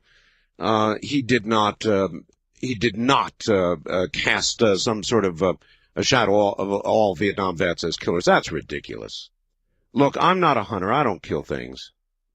But that statement is just asinine. And that kind of makes me angry, if you want to know the truth. Look, whatever else you may think of the story, I can easily understand that somebody may have regrets over this. Can't you understand that?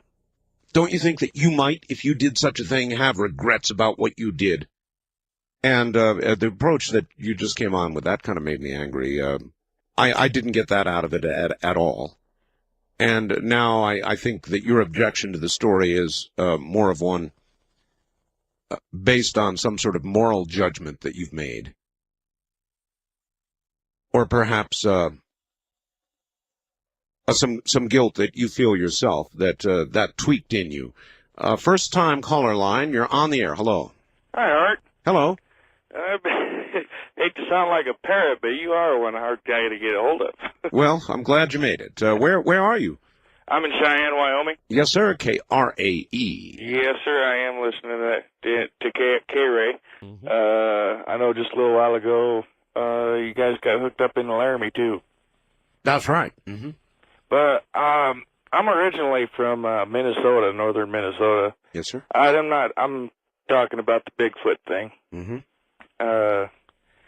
I'm not sure whether he's right or if the story is legitimate or not. That's not really why I was calling.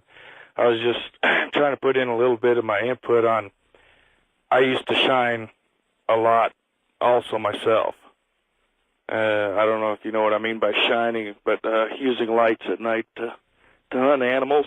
I know. I mean, people, look, we all know that it's done, has been done. People have done it for years. We know it is against the law.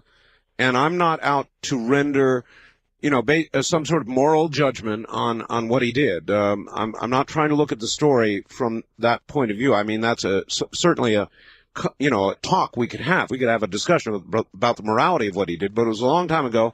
It's a done deal. I think now, if we believe the story is true, then we should be looking at trying to get to the graves, trying to get the photographs, trying to find out if it's all real.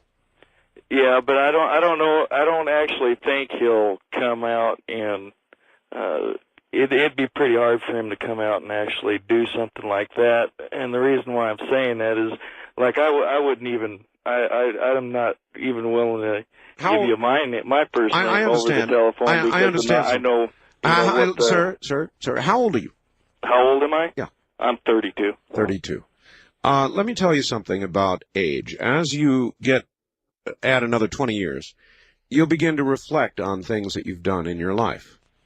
And as you get older, in your 30s, this might not seem apparent. But as you enter the latter half of your life, let's say, you begin to reflect and think about things you've done earlier in your life in a way that you would not when you're 30. I'll just simply tell you that is true. Oh, yeah, I can understand that, and I can relate to it. My father went through the same thing. He can't even shoot an animal anymore, but he used to do the same things before. Yeah. But it's a hard thing to come out and, make it public to people. And, whether he'd have a lawyer or not, he would still be faced with them kinds of charges. I find it hard to believe he'd get off on that. Well, there is no statute of limitations on murder. Thank you very much for the call. There is no statute of limitations. However, again, I can tell you, this is personal experience. As you get older, you begin to reflect on things that you've done. And we have all done things that we are sorry for, things that we carry guilt about. You heard it from a caller here a little while ago. I kind of got angry about that. But we all carry things, we're imperfect beings, and I'm certainly an imperfect being, and don't mind telling you that. And I've had moments of serious reflection about things I've done in my life that I'm not proud of. So I understand why somebody would want this off their chest or want it cleared up in their life. Don't you? Maybe in your 20s or your 30s you can't consider that. But I assure you, as you get older, you do have moments of reflection about this kind of thing. We'll be right back. Okay, we're going to have to start all over again. I'm sorry about that, Art. Everybody should know the only thing we're allowed to take is first names only on the air. So this is Mark, and also from Cheyenne. Yeah, Yes, I do apologize for that, Art. That's all right. Hey, I'll tell you, I had a couple problems with what Bugs was saying. Yes. And just to qualify myself, I've done hunting all throughout North America and in Southern Africa, and done quite a bit of competitive shooting along with that. Okay. The one thing he did say, they were out there, the reason they were hunting in the 70s was the fur trade. That's what he said, hides yeah. were worth so much money. Yeah. I guess, like you said on the facts. Why would anyone be using a 300 Weatherby to begin with when you're hunting furs? I've done some of that quite a bit, and you got a gun like that, and you lose a lot of accuracy. The recoil on a 300 Weatherby is extremely violent. Well, they had a lighter caliber gun as well, didn't they? Yeah, they did have a 243, and that's very much believable. So maybe, if there was three of them, maybe they had different weapons for different possible applications. I don't know. I'm not a hunter, so I don't know. Well, and that may very well be. I don't really know why they'd have a 300 with them.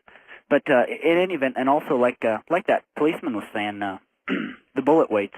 I did a little looking while I was listening to that, and it just sounded bogus. And I'll tell you, I couldn't find anything as big as what they were saying for either caliber. Well, he could have more easily, in the thread of his story, just told us the caliber he was using without telling us that he had loaded them to this degree. In other words, he didn't have to add that to the story.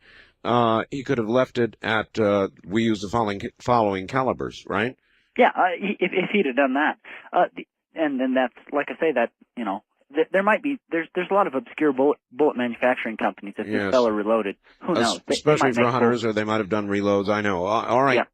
Listen, one more thing. One more thing. I've got a newscast coming up. Do you want to hold? Yeah, if you'd let me. I'll let you. Sure. All right, Stay thanks, right Art. where you are. Good morning, everybody. What a night it has been. Another one to mark down in the annals of strange talk radio. Anyway, it's good to be here, and we've got another hour to go. I'll tell you a funny story. I'm not a big game hunter. I'm concerned more about my little game, my little wild feral cat. And he has been venturing forth in the middle of the night. And I just went out there during this break, and my big 17-pounder, my lump of love, my big 17-pound cat, Abby, came over and sat on my lap. Not an unusual thing for him to do, and promptly began to purr and beg getting petted. Well, out comes our little scaredy cat friend, feral cat. He's looking at this. And he's watching, this big cat is his buddy. I mean, he wants to be buddies with my big cat. And so he came strolling out of the bedroom, cautiously, tentatively, and he'll back up and then he'll come forward a little and back up, scaredy cat. And he looked at the big 17-pounder sitting on my lap, and he had the doggonedest expression on his face, like, "Are you out of your mind? You're sitting on a human lap." It was like, really? Look at what he's doing. He's sitting on that human's lap. Has he lost his cat mind? And, well, maybe I could do well, but I better not. But, gee, it looks like it's okay. He's not getting shredded, and so let me get a little closer. And he got so close to me. This cat is coming around.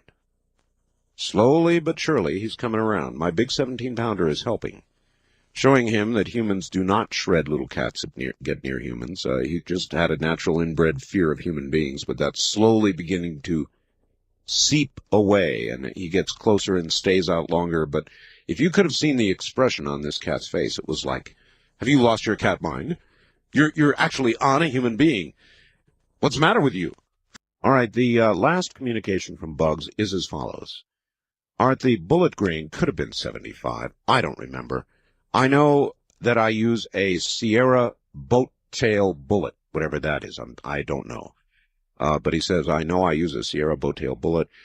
I have not shot a weapon since that time. I sold all my rifles, all my pistols. I'll write the entire story in detail to you tomorrow and fax it to you. Then my fax machine is just absolutely burning up with people. It's sort of come down to people arguing with people, callers arguing with callers here.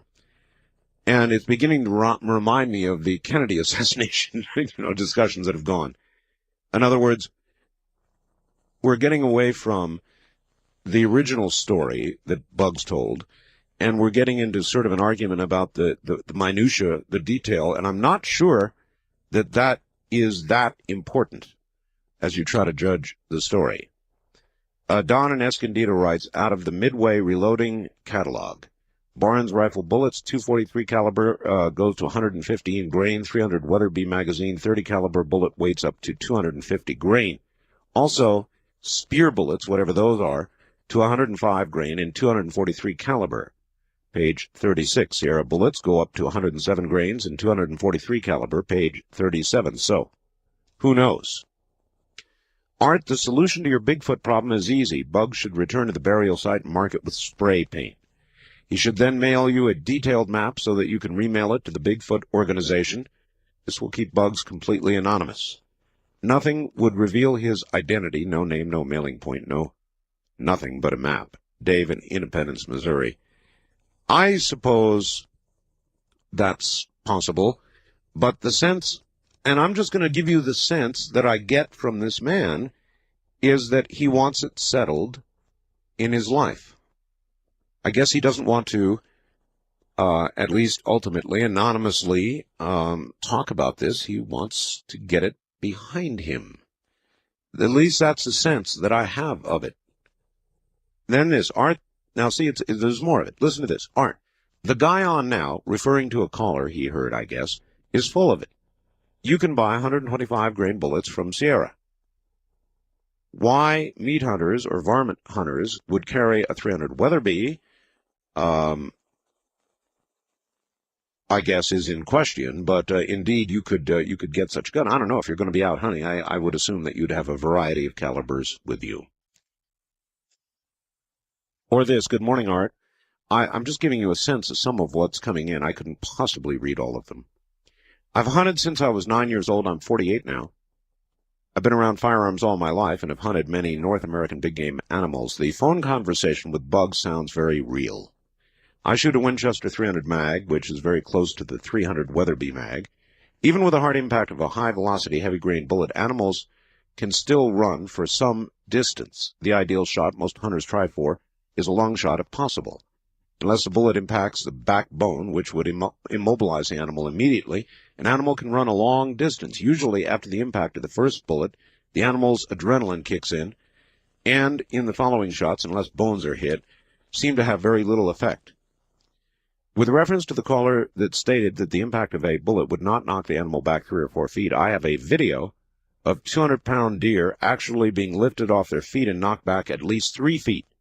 This gentleman may have been a sniper, but apparently he's not shot any live animals. Bug's story sounds very credible. He's either done his homework well or it really happened. Wade in Idaho. Art heard the story about the Bigfoot, quite impressive. Just a couple of questions. Why did it take him 23 years to come forward with this incredible information? Why didn't they anonymously notify the authorities? Well, first of all, they are not involved in this at this point.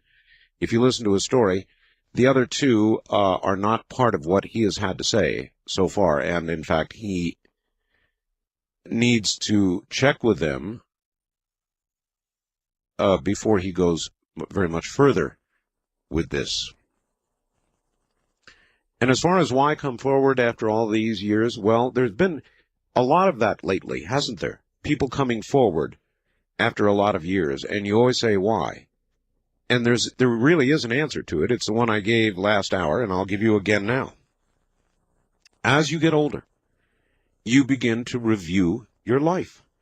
It is a very natural process, and when you're 20 or 30, you don't think so. But I can assure you, as you reach the midway point, you will begin to review what you've done in your life. Things weigh upon you. You're not alone. it will happen to all of us, or nearly all of us. And so I understand it personally. Or this, finally, and I'll hold it at that. Art, the Bigfoot story was told sincerely. 44 mag hitting a 350-pound object is like me throwing you a bowling ball. The law of physics says you will be moved backward a few feet. So it just goes on and on. You know, we're going to argue over the minutia of this, and I'm not sure that the grain weights and all the rest of it, or how he recalled it, were that important. And he said that, in essence, himself in this last communication. It could have been, he said. This is a guy who, over 2 decades ago, stopped using guns, sold his guns. You're back on the air again. Thank you for waiting. Hey, thanks, Art.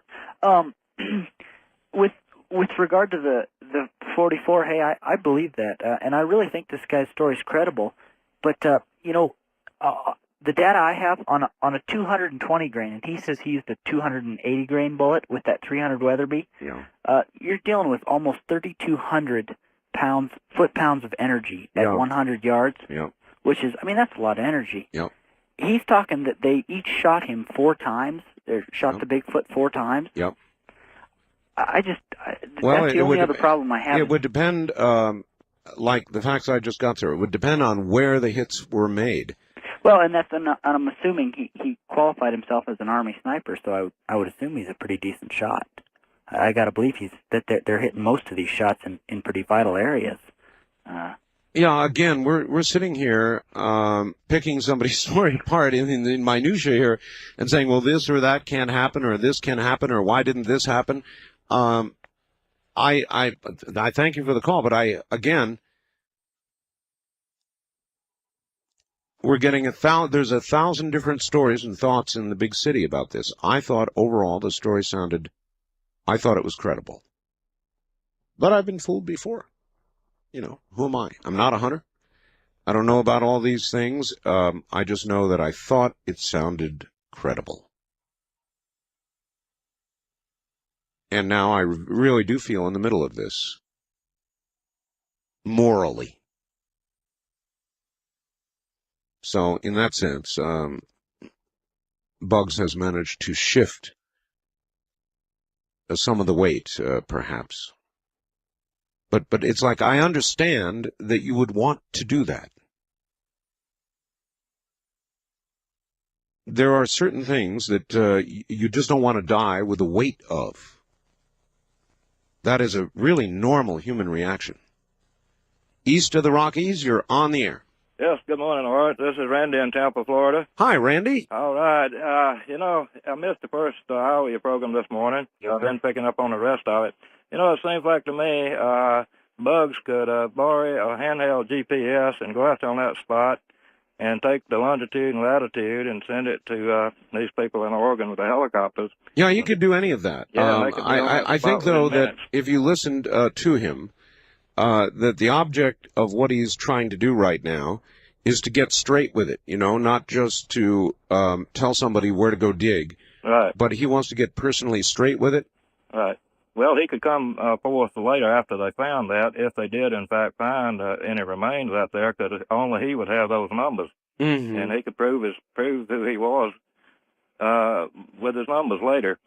There's no doubt about it, but I think he intends more than that. And I understand that. Yeah, possibly so. Yeah. But I'd really like to see that thing resolved, because I've been keeping up with it now for 30 years. And, this is one of the, if you class leads, no matter what you think of the story, this is one of the better ones I've heard.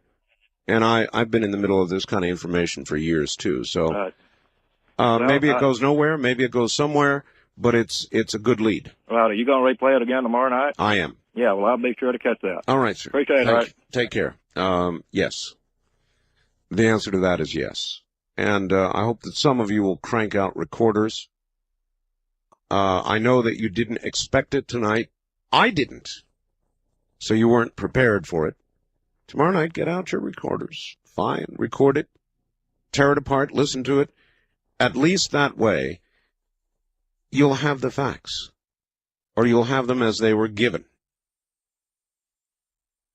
And so we don't have to try to remember what he said. We'll hear again what he said, and you'll be able to record it, and if you wish, transcribe it and tear it apart. East of the Rockies, you're on the air. Yes, I'm calling about the Bigfoot story. Yes, sir. I believe him. I mean, just listen to his voice. That's the main thing about it. His voice sounded real genuine, and... All right, you've got your radio on, don't you? Hang on, let me turn it down. Yeah, thank you. Look, I don't want to have to tell people to do that. When you get on the air, turn it off automatically. All right, go ahead, sir. He just seemed real genuine, and his voice almost trembled when he spoke about it. I know.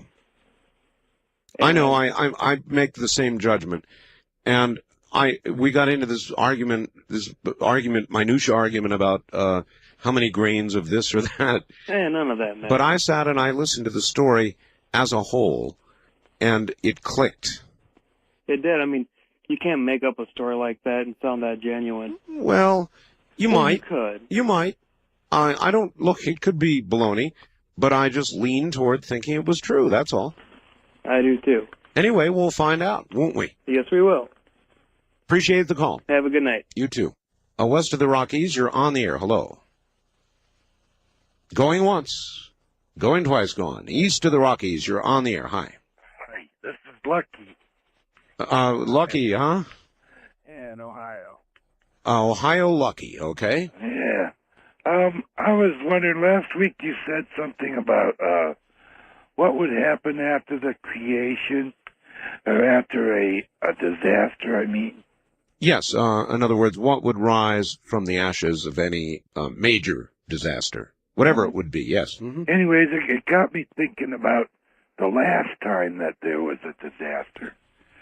And I know you don't like to talk about the Bible, but... no, we talk about the Bible all the time. I just don't like people quoting from the Bible directly. We don't read Scripture on the air here. I understand. Good. Well, in the story of Adam and Eve, when Cain slew Abel, and then he was banished from the garden and went into a far land, and there he knew his wife. So she must have been on earth at least as old as he was. Doesn't that make sense?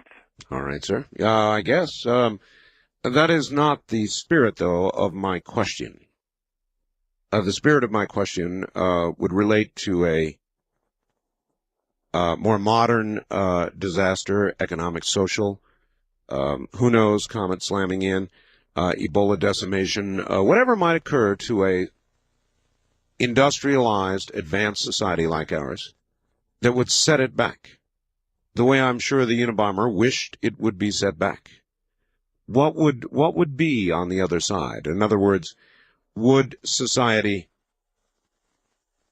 form with a distaste for technological things, kind of like the revolution in China, the Mao Revolution, where people who wore glasses were getting slaughtered, that kind of deal. So what would come out on the other side? What kind of society would come out on the other side? Would that society begin immediately rebuilding its technological base? East of the Rockies, you're on the air. Yes, Mr. Bell. Mr. Caller. Oh, how are you doing today? I'm all right. The thing about that Bigfoot thing. Yes. Mm-hmm. Yeah, the Bigfoot thing is Yes. that the only way he can really prove it is to come up with the facts. That's what he's offering. And that's all I can say about that. Prove it. Thank you, Mr. Bell. You're welcome, Mr. Yep. Caller. Have a good morning. That's what it sounded like to me he's hoping to do, but I am not surprised that he would be concerned about the legal implications of it for himself. I would.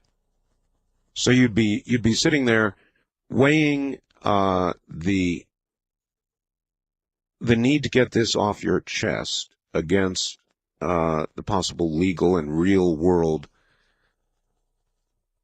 effect that it would have on you and your family. Wouldn't you? Wildcard line, you're on the air. Hello. Yes, Mr. Bill, this is Robert from Lincoln, Nebraska. Hi, Robert. I called you, I talked to you just last week about the remote control And I was listening to your Sunday show, and when you played the Bigfoot tape, I've heard those noises before. Where? In my childhood, I lived in a small little town in Washington called Maple Valley. And Bigfoot, or Big Feet, used to go down by the river about 2 miles away from our home and fish in there during the night. And you've heard those sounds made then? At various times. Well, I'll tell you, I can only tell you this. If I heard that sound, I would be gone, gone, gone. I don't have the apparent, what would be the word, guts of a lot of hunters, you know, to stand there with this high-caliber gun and plug away at something. It would just scare the you-know-what out of me. Very simply. That sound is just, it's one of the most horrible sounds. Let me see if I've got that one queued up. Yeah, listen to this. My guest Sunday said, yes, that he believes is the absolute legitimate sound of a Bigfoot for what it's worth. First-time caller line, you're on the air. Hi. Good morning. Good morning. Good morning. Hi. Hi, Art. This is Fan calling from Central Point. Yes. And I have done some hunting here in Oregon. Believe it or not, my father was a coon hunter in the 70s. I see. And you do a lot of hunting at night, hunting for the smaller varmints with lights. Yes. It's a done thing. My mother was also raised in Northern California, and she's a woman who I think has great conviction and is a very honest person. Yes. And she can tell you stories about going to the river to see Bigfoot tracks. Listen, can you hold on? I've got a break here. Sure. All right. I don't doubt, I've heard so many stories now, that I don't doubt there is something to this. I don't know what. And I don't even know if Bug's story is true. I just know that there are so many reports, there's obviously something to it. We'll be right back. Sure is. Off into some pretty strange territory, once again this morning, as usual. We've got a caller on the line. Let's go back. Thank you for waiting, hon. You're back on the air. Thank you, Art. Something else I'd like to say is I do believe his story. When you're young, you do things that you regret, and I've seen people do some pretty stupid stuff, and Sure. hunting, killing things that they shouldn't. Sure. But and he was a young person, and I can see why he's been reluctant to come forward because of tonight, all of the, what was he do? What were they doing hunting in the middle of the night? Well, I have to tell you, I've done it. A lot of people have done it. Right. We're from small towns here in Oregon where, from logging communities. And hey, we've all poached deer, to feed families. And, in the 70s, there was a lot of money in it. And I've hung out with the guys enough hunting that I can see where the adrenaline rush would definitely get you chasing something like that. Yep. I've got a fax here, and somebody else who believes it, and says, look, the guy who suggested they were hunting for fur really should go back and recall what was being hunted. Coyotes, bobcats, etc., hardly for fur animals. They were hunted for bounty. In some cattle, sheep country, the bounties can go very high. And I think that's right. There were some pretty serious bounties. I recall talk of that when I was younger. But I was never a hunter. I appreciate your comment and everybody else's. But I kind of, naive me. Remember that lady yesterday? I sort of believe the story. I don't know about the minutiae, the arguments about grains of this and grains of that. I just listened to the story as a whole, and I listened to him tell it, and I thought it was real. Guy's not asking for any money for the story. He's not trying to squeeze money out of this somehow or another. The only thing he mentioned was legal counsel, and that I can understand. In fact, here is a fax that is worth considering. If the story is true, this is from somebody named Dan, and he revealed the photos and location of the graves, what do you suppose the legal ramifications would be? Would this creature be considered human or animal? Perhaps somebody in the audience with some expertise in the law could shed light on all this. Well, all right, a couple of things. The photos certainly would help in that determination, but if, and I listened carefully to his story, if he was shooting at something that was covered with fur, that wasn't dressed in any human clothes, covered with fur, then I would think there would be no jury in the land that would convict them of murder. I mean, they maybe of poaching, maybe of illegally hunting with a light. Again, I'm not a hunter, so I don't know all about this. But with regard to his legal position, I wouldn't think it would be considered murder. I know there are some people in the audience who would say, look, you shot some sort of intelligent creature, and that is murder. But I would define murder as an intentional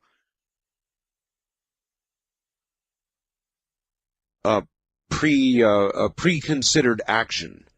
Murder involves knowing you're killing a human being, or even an intelligent life form, and that you plan to do it. Isn't that how we define murder? In degrees, there are degrees of murder. But premeditation is one very, very important aspect to any of those charges of murder. Manslaughter? Well, I'm not sure. There could be, I suppose, some legal ramifications to this. The fears, what would I be afraid of if I project myself into this man's position? They would dig up something. They would dig up some graves. They would do genetic testing. And what guarantees are there? If there wasn't much left, but yet enough genetic material to do a test, and it was close enough to human genetic material, then the law might follow on with some sort of charge. Definitely might.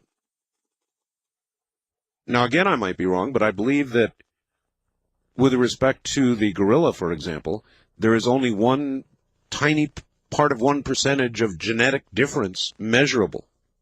It's a definite difference, but it's very, very small. And so something in between a human being and or some link might come up genetically looking about the way we do. So I would have concerns. East of the Rockies, you're on the air. Hello. Yes, Art. Hello. About your Bigfoot story? Not mine. Oh, whoever. Yeah? The only thing that bothers me about the deal is they say they were there hunting for varmints for money, and I mean, that would pay pretty good, I would think, a Bigfoot. So, that kind of about the only thing I'd think about it. Well, it would depend on how you thought about it. In other words, that was not a creature for which a bounty was offered. Well, but still, I mean...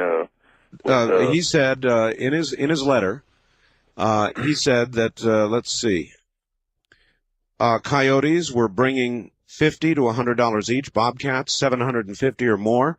On good nights, you could average $400 or $500. So that's a significant earning for a night. But I would think that a Bigfoot would bring a lot more with that, with publicity and, I mean, it'd be like a big game deal, it'd almost be if you listen to catching the Loch Ness Monster. Yes, but if you listen to what he said, he was not entirely sure he had not shot a human.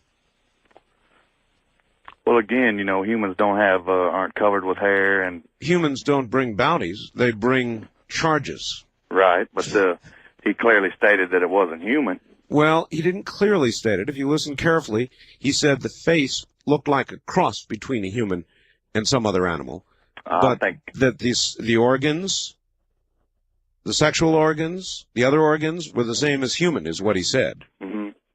I think I'd have skinned it and mounted the head on my wall myself. All right. Well, thanks for that wisdom.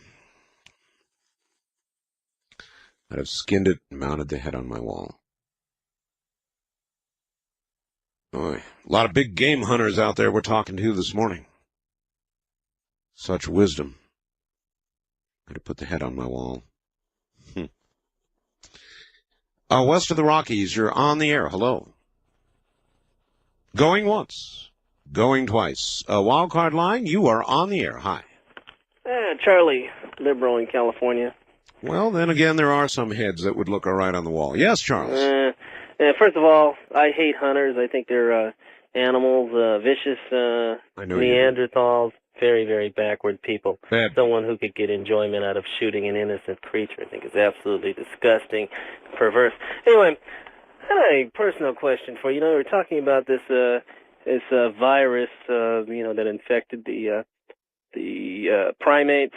There are now 3 more that have come down with it, and they are saying they may have to eliminate the entire population. Let me ask you a question. Mm-hmm. If there were a virus that struck in the United States that we could, judge down to a certain area, certain geographic area, would you be in favor of cutting those people off, installing the military, and perhaps, say, eliminating this group of people in order to keep the virus from spreading, or would you consider that to be communistic, or what would be your feelings on dealing with that? Yeah, you're describing the scenario in outbreak. Exactly. What are your feelings? It would depend on what the scientists were telling me, Charles, but the bottom line, of course, would be if there was a near sure result that the general population would be infected, that 90% would die, then you would be weighing the rights of the many versus the rights of the few, and I think that gives you your answer, but it would be very hard, Charles. Well, yeah, I would agree with that to an extent, and I think, unfortunately, there are people out there who do not understand that people in the government sometimes, including the president on down, sometimes have to make decisions between two evils. One being terribly evil, the other one being not as evil.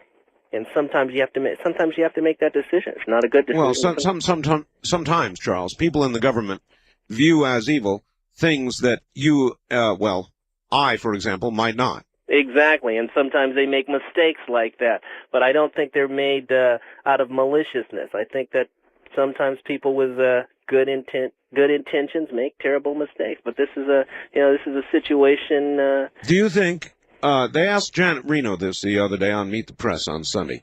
If you could go back and do it again, would you do it differently? Let me ask you that about Waco. I've heard you spout off on Waco a million times, but if you could go back and act in a different way from the government's point of view, would you? You want to know something? The only mistake the government made, in my opinion, was using the military vehicles to take down the building. And I think they should have done better investigative type work and maybe try to get him outside. But once those people took over that building, my belief is that they waited 50-something days, which is showing extreme patience. So I don't know. I think that you wait long as long as you can, but then you have to take some type of action. I think 50-something days is very, very long to wait.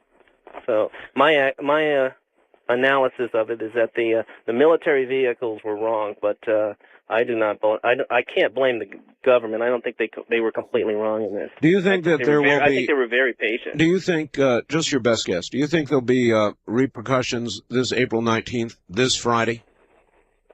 Yes, and I think some people are going to blame. I don't think you'll have anything as big as what happened in Oklahoma, but I think you'll have some small incidents, and I think it's terrible how people blame that on the government. I'll tell you this though: if you have another Oklahoma, you are going to have a semi-civil war in this country. I know. And who you have to blame it on? Yeah, blame it on the extremists because it's not the government's fault. All right. I agree with that last part. Another Oklahoma-sized incident, God help us, would bring about.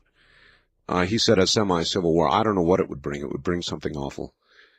Is it possible? Yes. Oh, yeah. Is it probable? I don't know that I'd go that far. Possible? Definitely.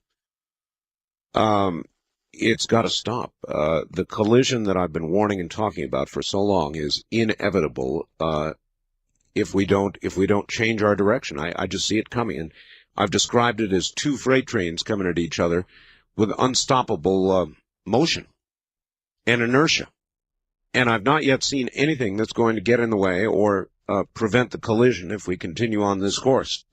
Now, back to the phones. First-time caller line, you're on the air. Hi.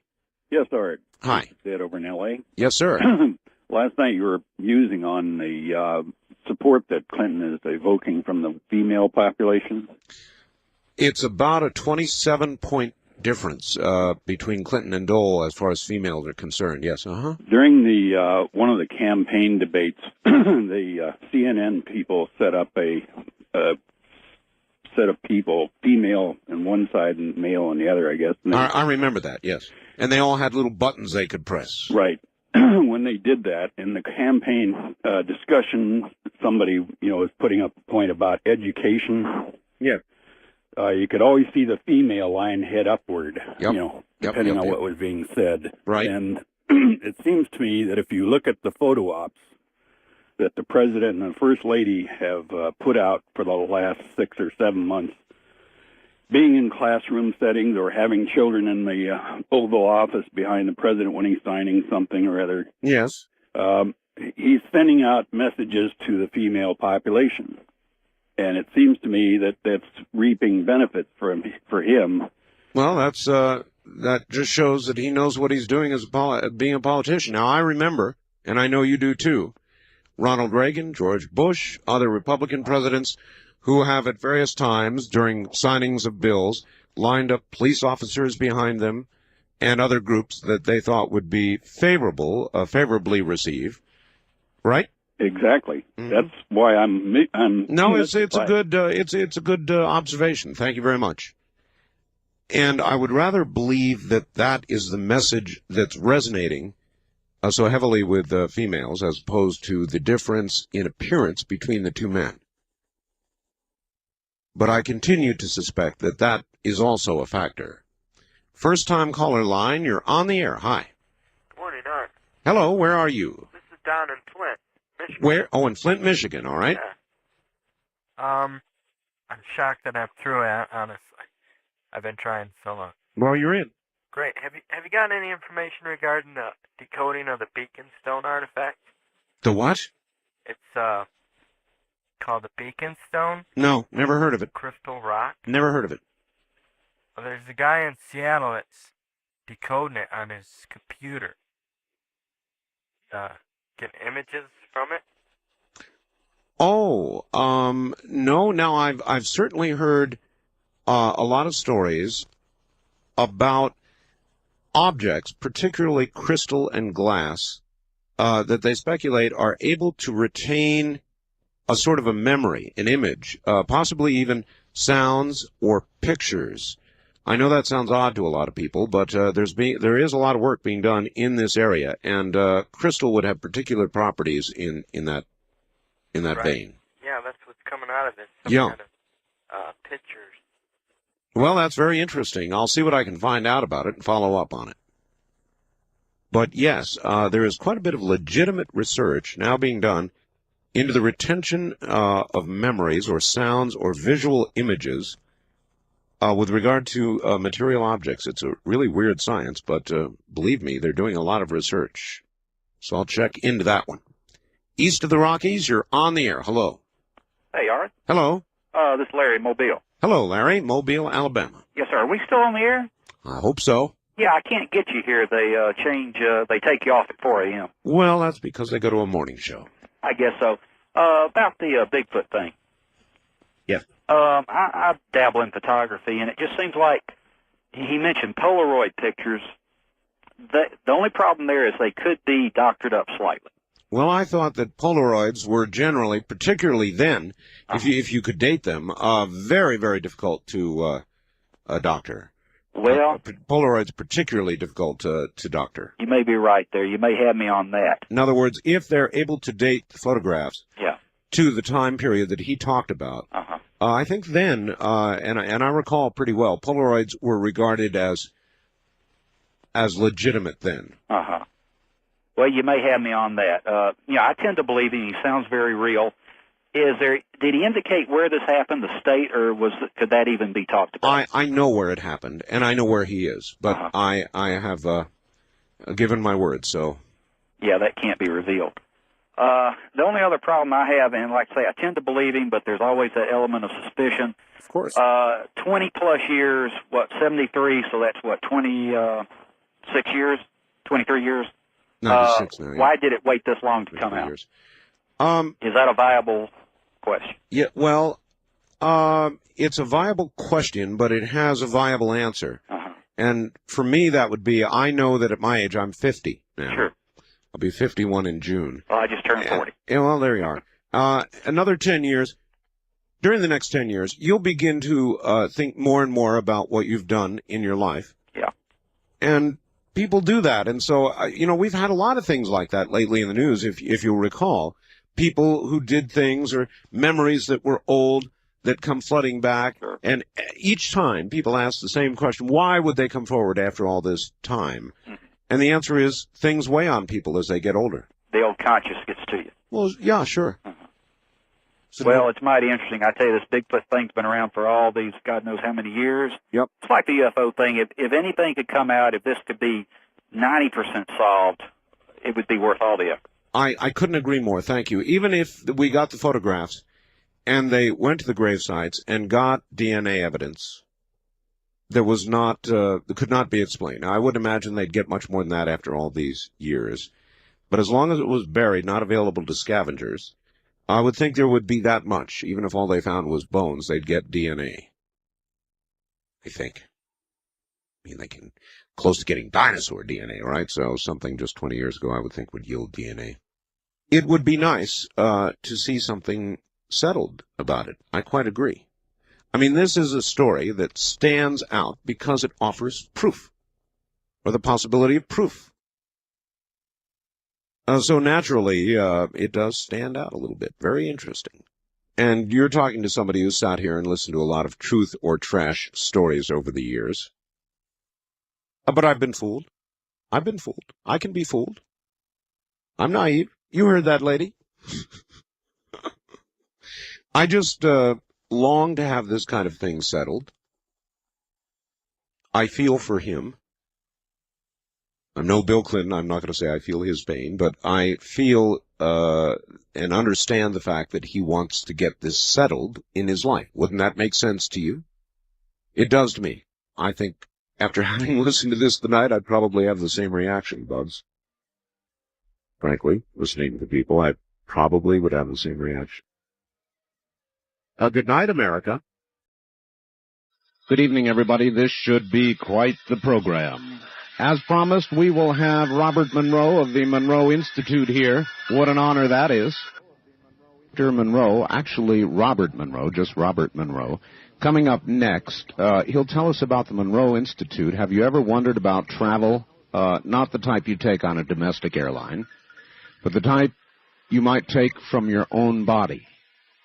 Robert Monroe did. He'll tell you about it coming up. You're listening to Dreamland on the CBC Radio Network. I'm Art Bell. Well, good evening, everybody. The Monroe Institute travels from the body. The Monroe Institute was founded by Robert Monroe, a former broadcasting executive who began to undergo spontaneous experiences in 1958 that drastically altered his life. Unpredictably and without willing it, Mr. Monroe found himself leaving his physical body via a second body to explore locales unbounded by conventional concepts of time and space. He has documented these experiences in Journeys Out of the Body, a Doubleday book, in 1971, published in 8 languages worldwide, and in Far Journeys, Doubleday 1985. The Monroe Institute had its origins in the Research and Development Division of Interstate Industries Incorporated, which began investigating methods and techniques of accelerated learning in the late 1950s. That investigation led to some remarkable discoveries that dealt with the very nature of human consciousness. As a result, the basis of the research effort was expanded considerably. In 1971, the Institute was created to supplement that research effort. As a school, the Monroe Institute is composed of 2 divisions, and we will hear from spokesmen of both. The Education Division, which conducts classes and seminars and disseminates tapes and other materials in direct application of the methods it has developed. And the Research Division, which conducts ongoing studies in enhancement of human consciousness and the development of methods and techniques that may result in practical use thereof. And that is from a Monroe Institute pamphlet, and here all the way from Faber, Virginia, is Robert Monroe. Mr. Monroe, welcome to the program. It is an honor. Well, I'm glad to be here. Gee, do we have more than one person on the phone line here? Because it's very weak. It's very weak? Very weak, yes.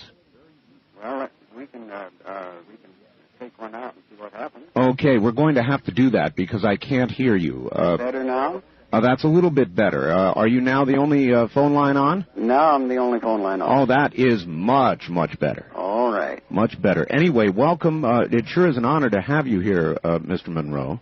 Well, I don't know what's going to happen after all that meteor stuff. Yes, isn't that quite the occurrence? That was very, very interesting. Mr. Monroe, if you would please take us all back and tell us how this began for you. Well, it's an odd thing because it was unexpected is the better way to put it.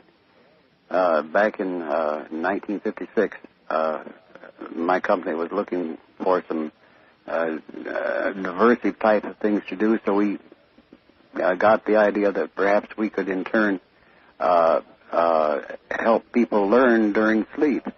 So being a specialist in sound, because of all of our company history, we in turn obviously began to use sound. First thing we found out, in order to help people to get to sleep, we got to get them to sleep. So what we did was develop some particular sound waveforms that help people go easily into sleep. And then we were beginning to test that after that. I being one of the chief subjects, that we started in 56, and in 1958 I began to notice some odd effects of it. Oh. And it was a funny kind of vibration, and that's what it felt like, except it wasn't a physical vibration. And I went to my favorite doctors and so on, and they said, "Oh, no, you're fine, don't worry." And so I finally had the courage to wait to see what this, instead of forcing myself out of this vibration, I finally said, well, if it's going to kill me, I'll let it kill me, and I'll have to try it. So I stayed with it, and after about 5 minutes, it faded out. And so, therefore, I tolerated it when it went from, and it didn't happen every night, maybe, once or twice a week or something like that. So I would wait till it completed, and then after it was through, or faded out, well, then I'd go to sleep. And on one fateful night in September of 58, I was on a Friday night waiting for this to fade away so that I could go to sleep calmly. And in the midst of that, I began to think, well, tomorrow is Saturday, and being a sailplane pilot and member up in the New York area, I was thinking that a cold front had come through, and there'd be a nice, beautiful ridge lift and thermals the next day and on a Saturday, and I'd be flying around in gliders and sailplanes. And as I was thinking how nice that would be in the sense of soaring tower that there is in a thermal in a glider, all of a sudden I felt myself bumping against something. And I looked around, and to my surprise, I was on some type of flat surface. And I said, I wonder what this is. This is a strange kind of dream. I'm fully conscious. And then I looked around, and I thought, well, this is a strange thing to dream. Here's the thing that looks like a fountain coming out of the floor, as it were. And then I suddenly, with a shock, realized that what I thought was the fountain was the chandelier in the bedroom. Oh, my.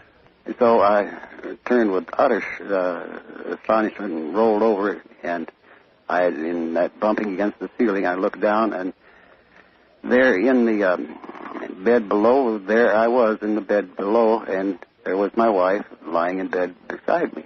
Except as I saw it at first, I didn't think that. I didn't recognize myself because here I was bouncing against the ceiling.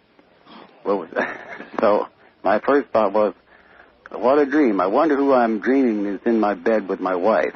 And yes.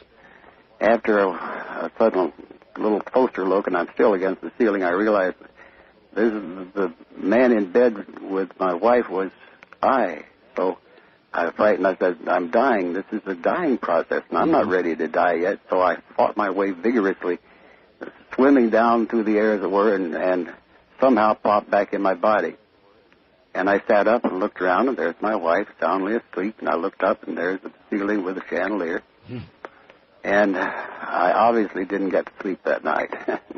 What an incredible experience. Now, you said that you were experimenting with some sounds or some audio in order to assist you with sleep. Can you amplify on that? What were you doing? And this was a pattern that we had developed, but I hadn't done anything with it for over a year, and nobody else had anything remotely like this particular effect. Okay, so it was not due to that, and whatever was occurring to you was utterly spontaneous? It seems that way. In other words, we were looking for any types of possible answers, and that was when we thought, well, that would affect other people, because we had about 100 subjects that we had used in it, but it didn't affect anybody else anywhere, not even the semblance of it.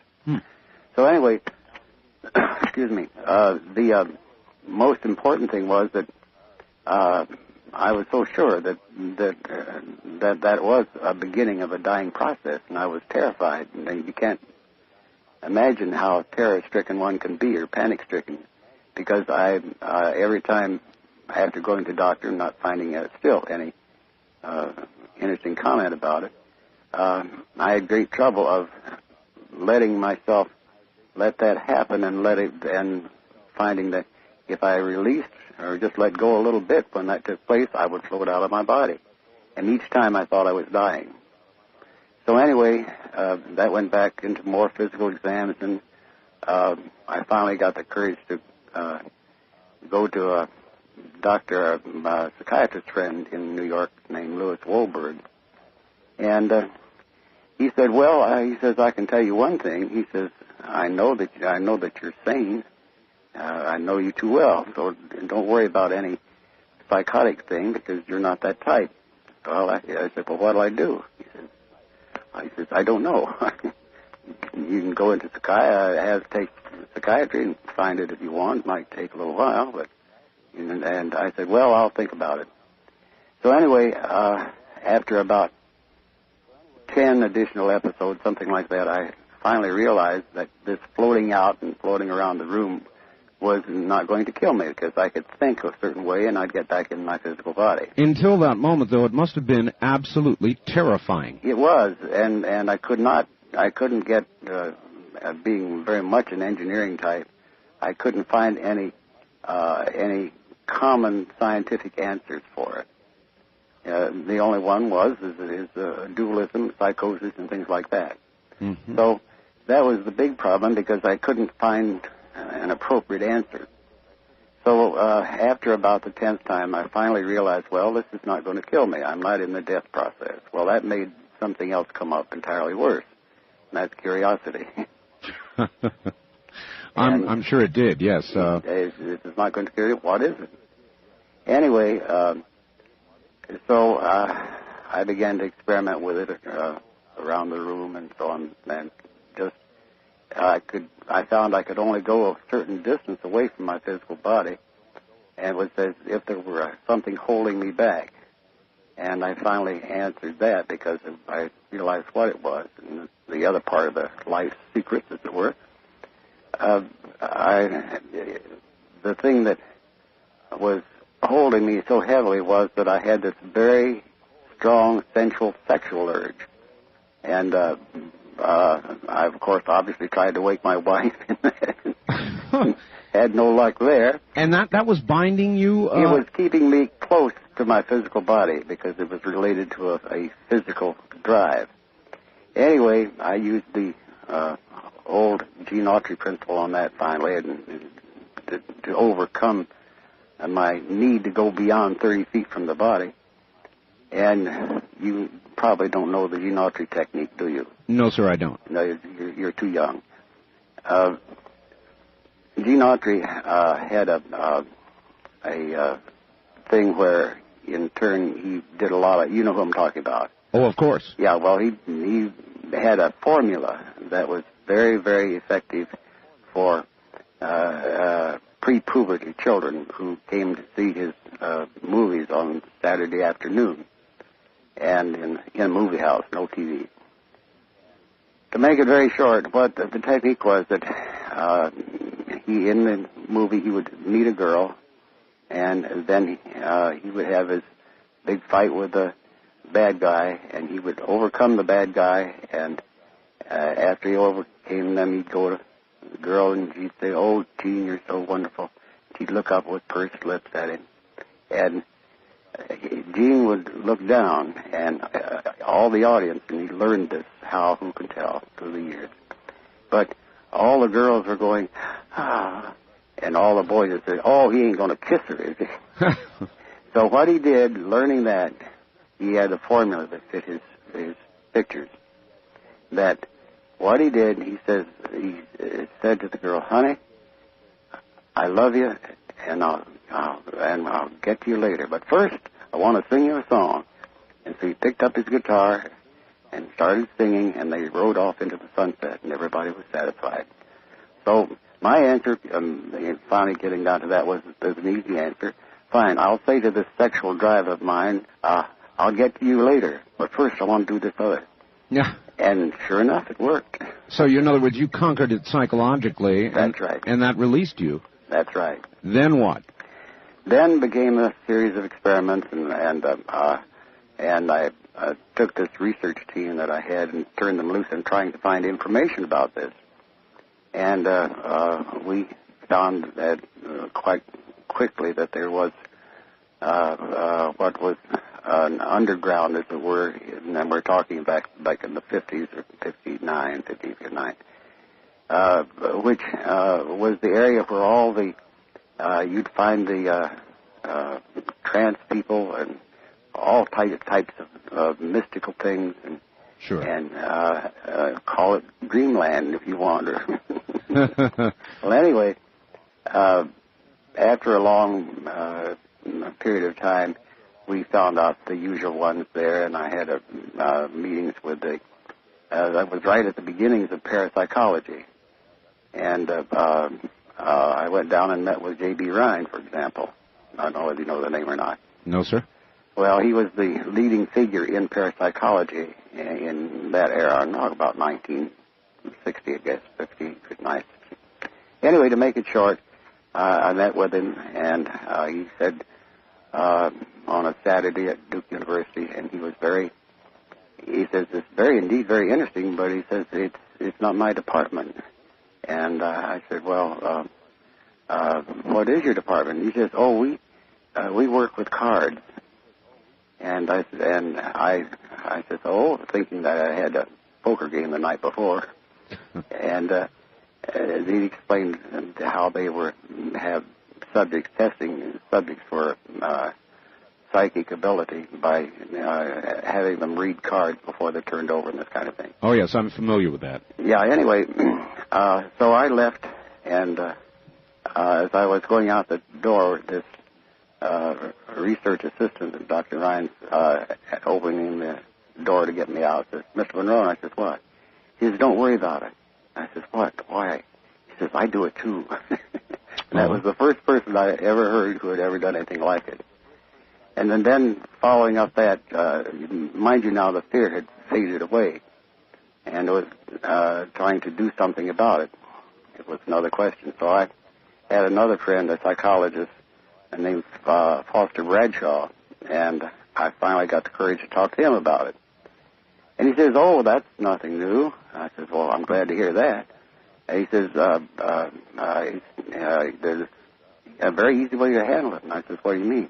He says, you go over to India, that's it, and you live in a ashram with a guru for about some time, and he'll tell you get it all fixed up in your mind. Uh-huh. And I said, well, thinking about my business and my home and my wife and 2 children, and I said, well, how long would this take? He says, well, that's not important how long it takes. Well, I said, how long do you think it would take? And he says, well, Oh, maybe 10 to 15 to 20 years. And I had my usual run with him, and I said, well, Brad, what would you do? And knowing that he has a wife who had 2 grand pianos, and that's why he's an industrial psychologist in New York, maintaining things like that. I said, what would you do, Brad? He looked at me with this lofty smile and says, it's not my problem, it's yours. Yeah, nice answer. How much experimentation had you begun to do with this? In other words, once you realized it wasn't going to kill you, as you continued to have these experiences, what did you try to do? Well, I tried the very simple things, obviously, at first, and that is going through the walls in the house and out and around and stretching outward and going upward. Obviously, in the being a pilot in airplanes, it was interesting to go up and go and play in the clouds. You see, because I no longer had the fear. But I gradually began to expand it, and my main key in the early era was to get stuff I could verify, such as go to some person's house and visit with them and try to make some kind of appearance or get information and bring it back. Were you able to do that? Very much so. And to my very pleasant surprise, as a matter of fact, in several cases I appeared as people perceived, not knowing that I was there. That's the point. I didn't announce that I was going to go visit them that particular evening or whatever, but I appeared as sort of a little bit of a swirling gray mist, and that's why they saw me. Not as a physical person, but as a gray mist. Wow. Anyway, it's most important to recognize that it was fully a year of this type of experimentation before I myself was convinced of the reality of it. That it was not an hallucination or a wild dreaming state or whatever. It took a full year of this before I said, yes, this is real. Did you, as time went on, were you more easily able to attain the state where you would be able to travel out of body? Oh, yes, very much. That's what all of this was. And then I got, as we moved into the early 60s on it, well, we began to do all different types of experimentation on going to the coast and back and everything else. Huh. Oh, that's remarkable. Mr. Monroe, hold on just a moment. We'll be right back to you. We're interviewing Robert Monroe of the Monroe Institute. This is Dreamland. Mr. Monroe, if you are there, we are now right at the top of the hour. And so we're going to pause for about 5 minutes and do the news and so forth and so on, and come right back. So stay put, relax for a few minutes. We'll be right back to you, okay? Very good. All right, great. Mr. Monroe, Robert Monroe of the Monroe Institute, back in a moment as we talk about states of consciousness that perhaps can be achieved by you, perhaps by everybody, if only they knew how to do it. Talk about inexpensive travel. This is Dreamland. Well, we will continue with your calls and begin your calls shortly. My guest is Robert Monroe of the Monroe Institute, and he's been describing a very early experience, or a series of experiences he had with journeys out of the body.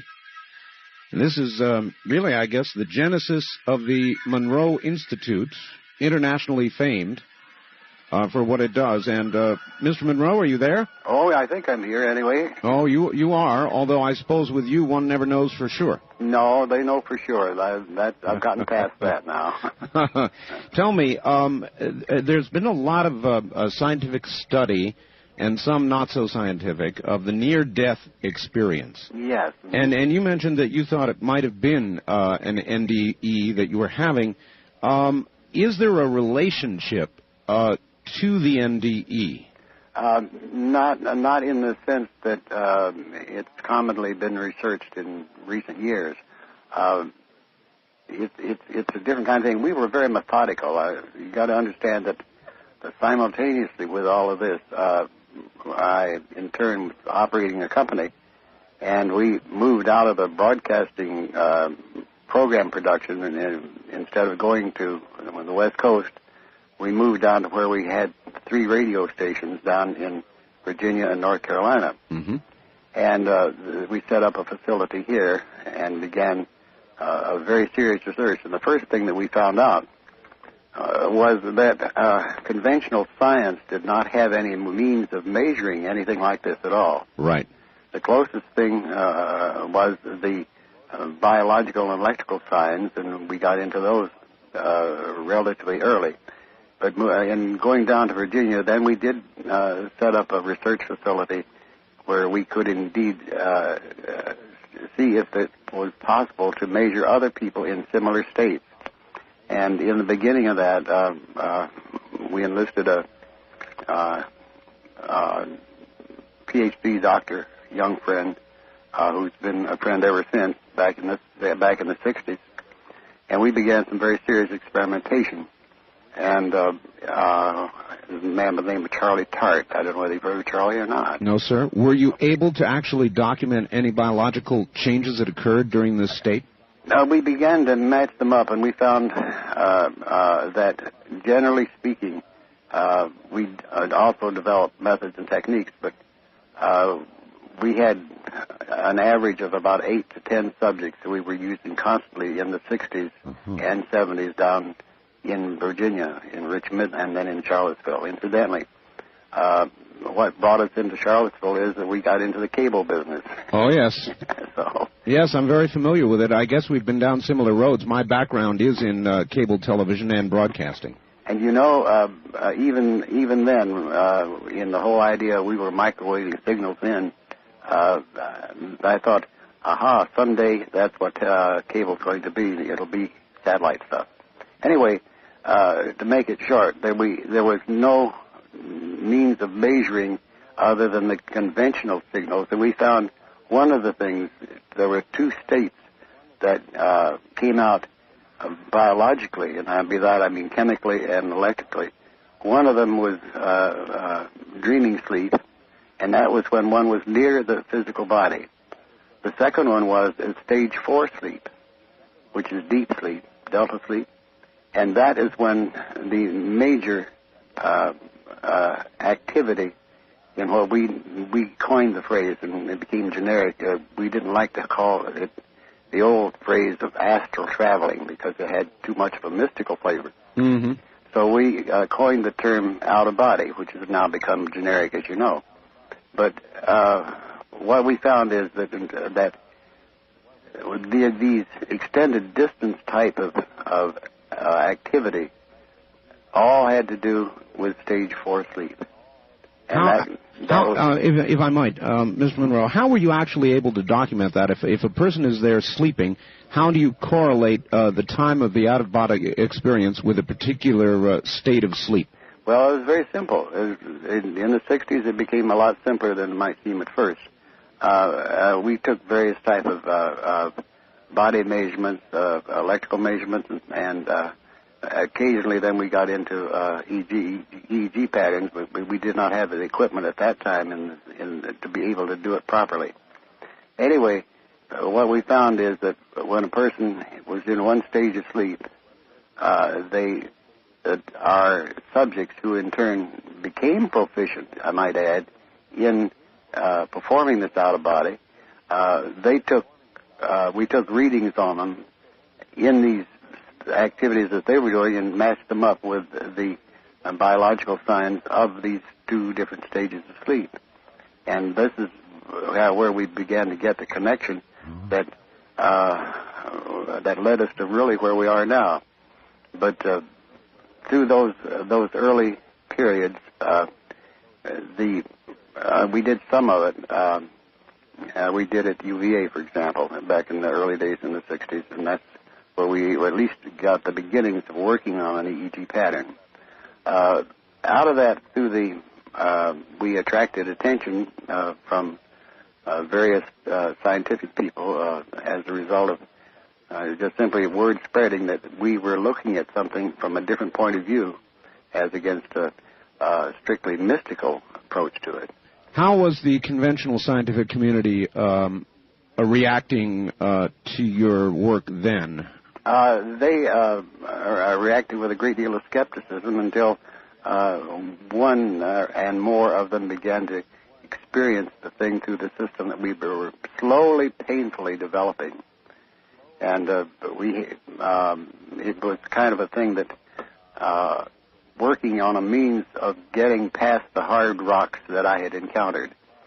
And the first one, of course, is fear, and the second one is the reality of what it is.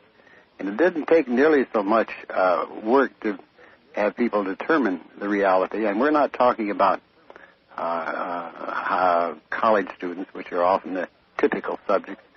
These are people that one way or another had heard about what we were doing and became interested in it, like physicists and psychologists et al. And that was the beginning back in the 60s. And moving slowly through the 60s, we developed means of inducing these various states. And in inducing those states, we got it very simple. The first one was, and we gave them labels so they would be impartial in terms of states of consciousness. And the first one was very simple. We called it mind awake and body asleep. And this is what we call focus 10.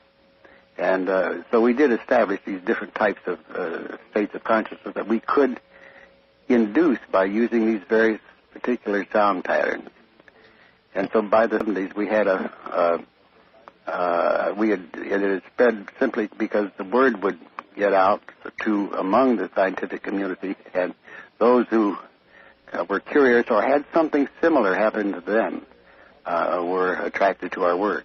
All right. Are these the sounds that are now known as the hemi-sync tapes? The hemi-sync tapes. In other words, hemi-sync. Yes. Hemi as in hemisphere of the That's brain, right. I take it. That's right. And what these patterns we did find was that it's a special method that we didn't invent, what's called a binaural beat, but we did indeed use that as a system of a means of getting these low-frequency vibrational patterns into the brain. In other words, the binaural beat it puts, say, a 100 hertz signal in one ear, which you can hear, and a 104 hertz signal in the other ear, and the brain has to synthesize that 4 hertz differential.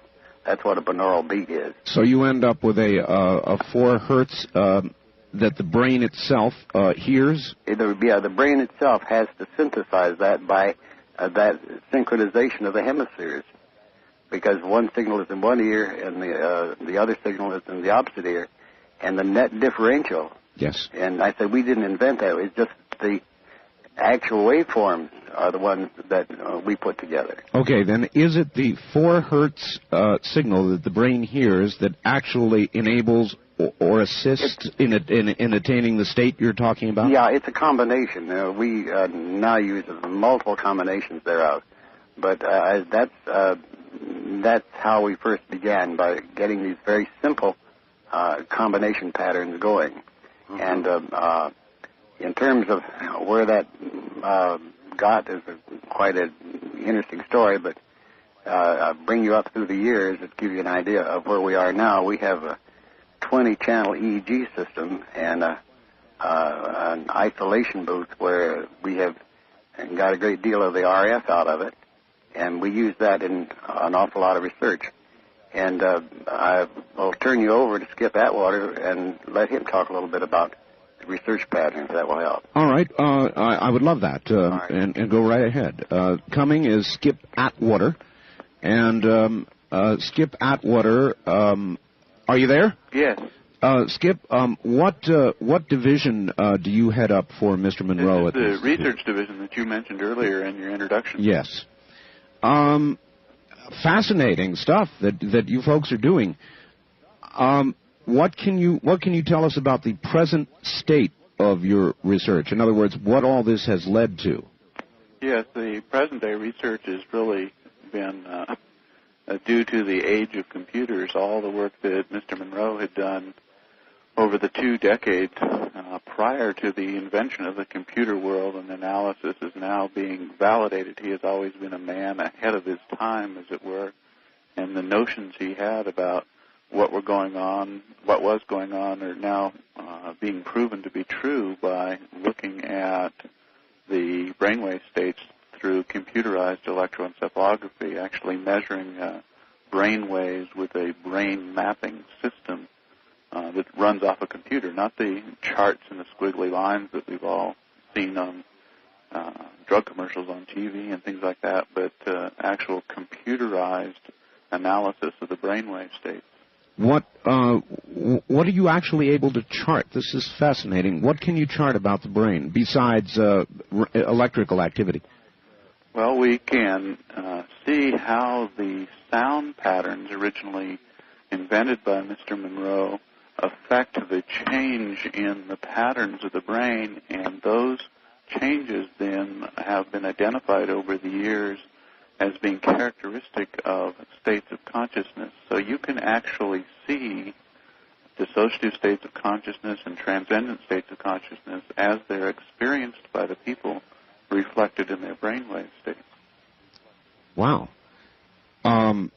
That's a significant accomplishment. What if somebody were there and we were actually observing this underway? How are you able to document this using a computer? Is it just that I'm totally lost? In other words, getting a little bit technical with me, if you can. What exactly do you look at? What we do is watch an overall flowing pattern of brainwaves. The brainwaves are the result of electrical neuron firings in all levels of the brain and are reflected up on the scalp as activity of the brain. Not all things actually occur in the neocortex, or that gray layer over the top of the brain. The brain is active electrically in regions down deep inside. So what you see as the pattern and activity on the top of the scalp where we put our electrodes is a result of all that activity in the brain. So it actually takes the computer to figure out all that information. Right. But that is, in essence, what an EEG does as well, is it not? In what way does the point you've come to differ from an EEG? Well, this is the state-of-the-art of EEG work in terms of analysis. It's not just the squiggly line graphs. You can take and make a map of activity, a color topographic map, like you might see a weather map of the United States as the clouds pass over it and the weather fronts pass over it. You can see that same type of information passing over the scalp and over the surface of the brain. And by analyzing those changing patterns based on known concepts of brain activity, you can see the states of consciousness change as people move through them in response to the hemisync system. All right. When somebody achieves this state and is in fact traveling as Mr. Monroe has, yeah. What changes do you document?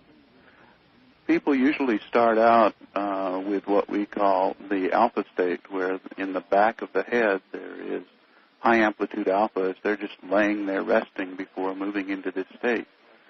That pattern changes as they move into what the sleep researchers call stage 4 sleep, and what the consciousness researchers would call a dissociative state of consciousness, or dissociating from the physical awareness of the body. That results in a high amplitude delta frequency happening right on the top of the head. Wow. All right. That's quite incredible. And so where do you go from here in your research as you're going to, I'm sure, continue to try to document this? What is ahead for the Institute?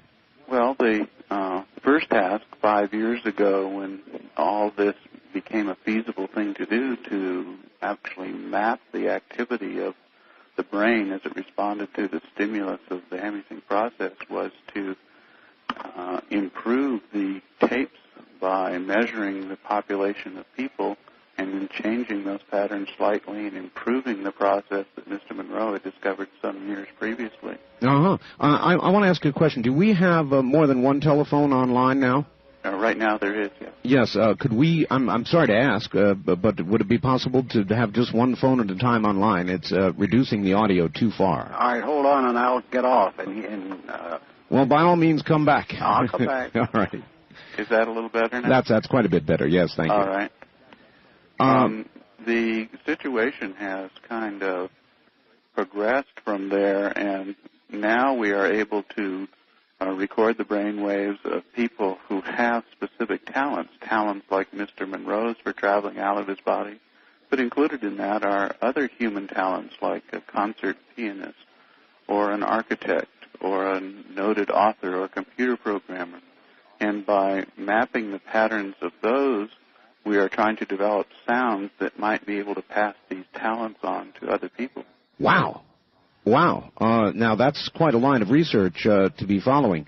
How are you able to, and I'm really wandering around here because I don't know what I'm really don't know what I'm talking about.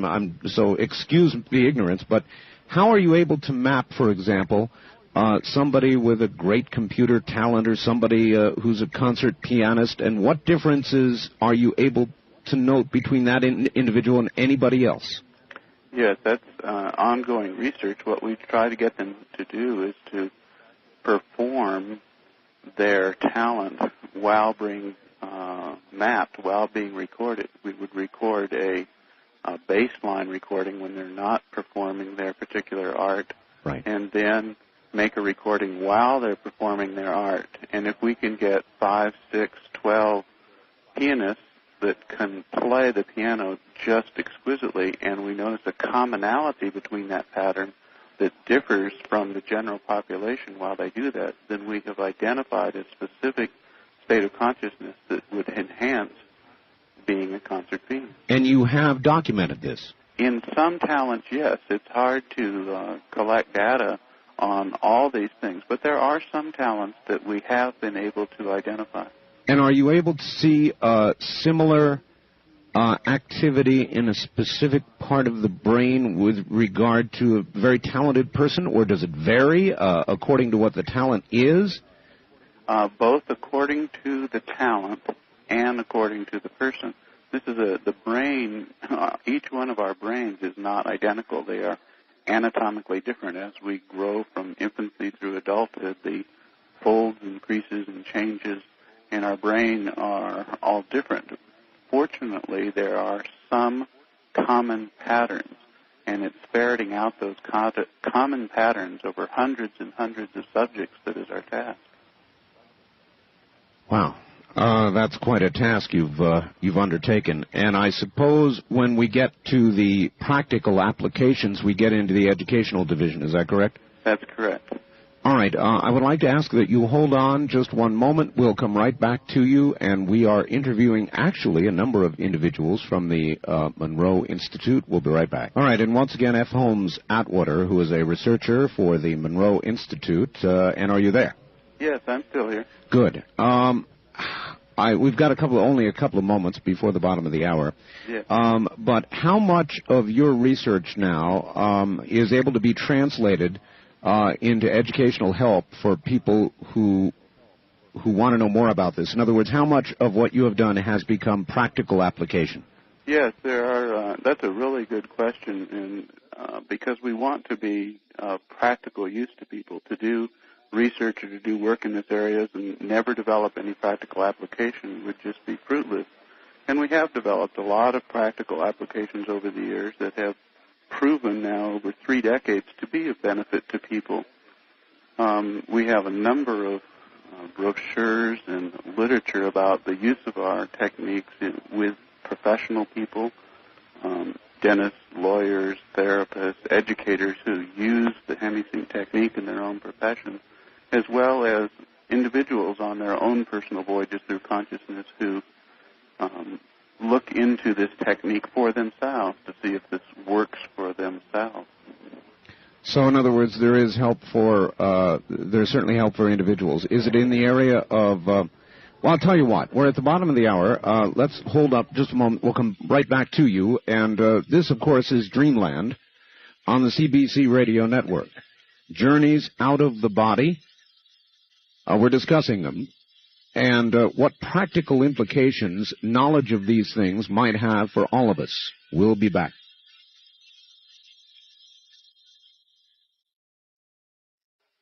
Everybody, welcome back.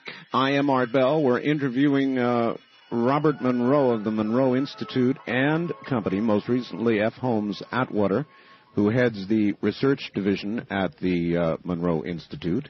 And back now to the group. Hello there. Hello. Hi, is this still David? Would you like to talk to Robert again for just a minute? Sure, go ahead and put him on. Thank you, David. Art? Yes, sir. I wanted to get our placement very accurate. We were very covert up until 1969, 69-70, simply for the reason that I was operating very conventional businesses. And I was very concerned when Journeys Out of the Body, I agreed to it, simply because I thought, this will affect my stockholders and so on in my company. Yes, of course. Interestingly enough, and they didn't read those kind of books. So there was not a problem then? Not a problem. It was very interesting, and so we were still very private, as it were, in our work that we were doing up until the mid-'70s when Estlin, I don't know if you know about Estlin. I do, yes. Yeah, heard about our work and invited us to conduct a workshop up on Big Sur. And we thought, this will give us a whole bunch of new subjects to test with the material that we have. So we agreed to it, and we went up and did a workshop, and they immediately invited us to go to San Francisco and do another one the next weekend. And we had never thought of doing anything like that. So we originally said, we got to give this a name. So we called it the M5000 program. M5000. The reason that if we had 5,000 different subjects that we could test, we would have a wonderful base for data. Of course. Well, it didn't work quite like that, but what happened was that we began to get calls from other people as a result of that about other programs, doing this program over in other ways in other places. And I'll turn you now over to Dave Mulvey, and he'll tell you exactly what happened. All right? All right, wonderful. Thank you. Hold on. Dave Mulvey coming up. He heads the educational portion of the Monroe Institute. Well, not head exactly, but I am one of the trainers for the educational programs at the Institute. Fine, David. Yeah. Now, you take the science and you apply it. How do you do that? Well, that's correct. We have 4 basic programs. And one is a basic introductory program for people, and then we have 3 graduate programs. And we use this HemiSync technology to give people a set of mental tools. There's a understandable conception, perhaps a misconception out there oftentimes, that the programs are about the out-of-body experience, since that's what Mr. Monroe is so well noted for. However, the programs are much more detailed than that and much more about a personal exploration of oneself. All right. Why might I come to you? What trouble might I have, or symptom might I have that I might want to explore or help with all of you? Okay. Generally, I wouldn't say that people come necessarily with problems or symptoms, but more of a curiosity, a sense of wanting to know more about themselves, about their relationship to life and the physical side of themselves, and of course many people have at least an understanding or a glimmer of the non-physical side of themselves. So it's the curious who come here to find out more about who they are, and what we like to do is give them these tools that then they can take out and apply not only in terms of exploration of consciousness, but also in terms of day-to-day practical tools that they can use to enhance their memory, to keep focused in a business meeting, for example, or to tap into a greater part of themselves for creative problem solving. So concentration exercises. Yes. Using the HemiSync signals to help people get into specific brainwave states so that they can then learn to implant certain types of tools or encodings that they can then take out into their day-to-day lives. How well does it work? It works very well, and that's based primarily on people's subjective reports, mind you. We do get a lot of feedback from participants who come to the program, and we get letters and calls back of people who talk about how these tools enhance their lives in all kinds of ways, and sometimes ways that they might not be prepared for. Well, do people come to you for a weekend or a week or a month, or how does that work? Yes, most of our programs here in Virginia, all of our programs here in Virginia are 5-day to 5.5-day residential programs where they come and they are here immersed in the process. We also do weekend workshops. We've just started doing this, weekend workshops out at various places around the country. We've done several in Chicago, had a couple take place in California, have one coming up in August in California. And if I might, could I give our phone number for people who might be interested in getting some more information about the program? Of course. Detailed information? Yes, of course. Okay, our phone number here, it's area code 804, number 361-1252. And we have people standing by even now, and also there is a message machine if they call after office hours. So if people are interested in getting some more literature about the programs, about the Institute, we would certainly welcome their calls. Wonderful. Wonderful. All right. Well, I hope you get a lot of calls. Again, these would be people who would like to explore more of their inner self. Is that about right? More of their inner self or physical self or both? It's both. We also have plenty of tape exercises, cassette tapes that people can listen to at home in addition to the programs that we have. So that's the outreach of our educational division. And some of the physically related tape exercises are a part of a whole series that we call Human Plus, or H Plus for short. All right. I had somebody in Cresswell, Oregon, who had a question for Mr. Monroe, but maybe you'd be the one to answer it, though. All right. It is this. Why the Focus 21 on-up Hemi-Sync tapes are not offered for sale in your catalog? Okay, that's a good question and a frequently asked question. Just to familiarize your listeners who might not be familiar with the various focus states, if I could, I'd do a quick review. That in our programs, we start, Mr. Monroe already mentioned the Focus 10, which is a basic state we call mind awake, body asleep. Beyond that, we have a Focus 12, which is a state of expanded awareness. Once someone has learned to detune the physical senses, yet maintain consciousness, then they can start expanding and experiencing beyond those physical senses. We have another focus level called 15, which is a state of no time, is the label we use for that.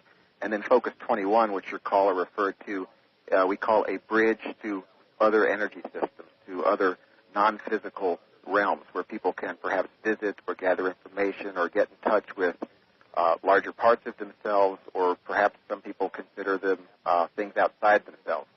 The question was, why are those tapes not, the advanced tapes, not available to the general public? That's right. Yes, and we have several reasons for that. One of them is that we really feel like that these higher focus levels, these powerful focus levels, that it's most appropriate that people listen to them in the context of programs that we offer with the support of a training staff.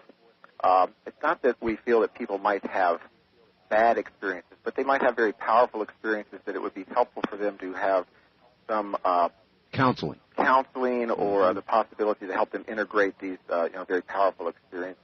All right. Is there anything dangerous about achieving any of these states, specifically dangerous?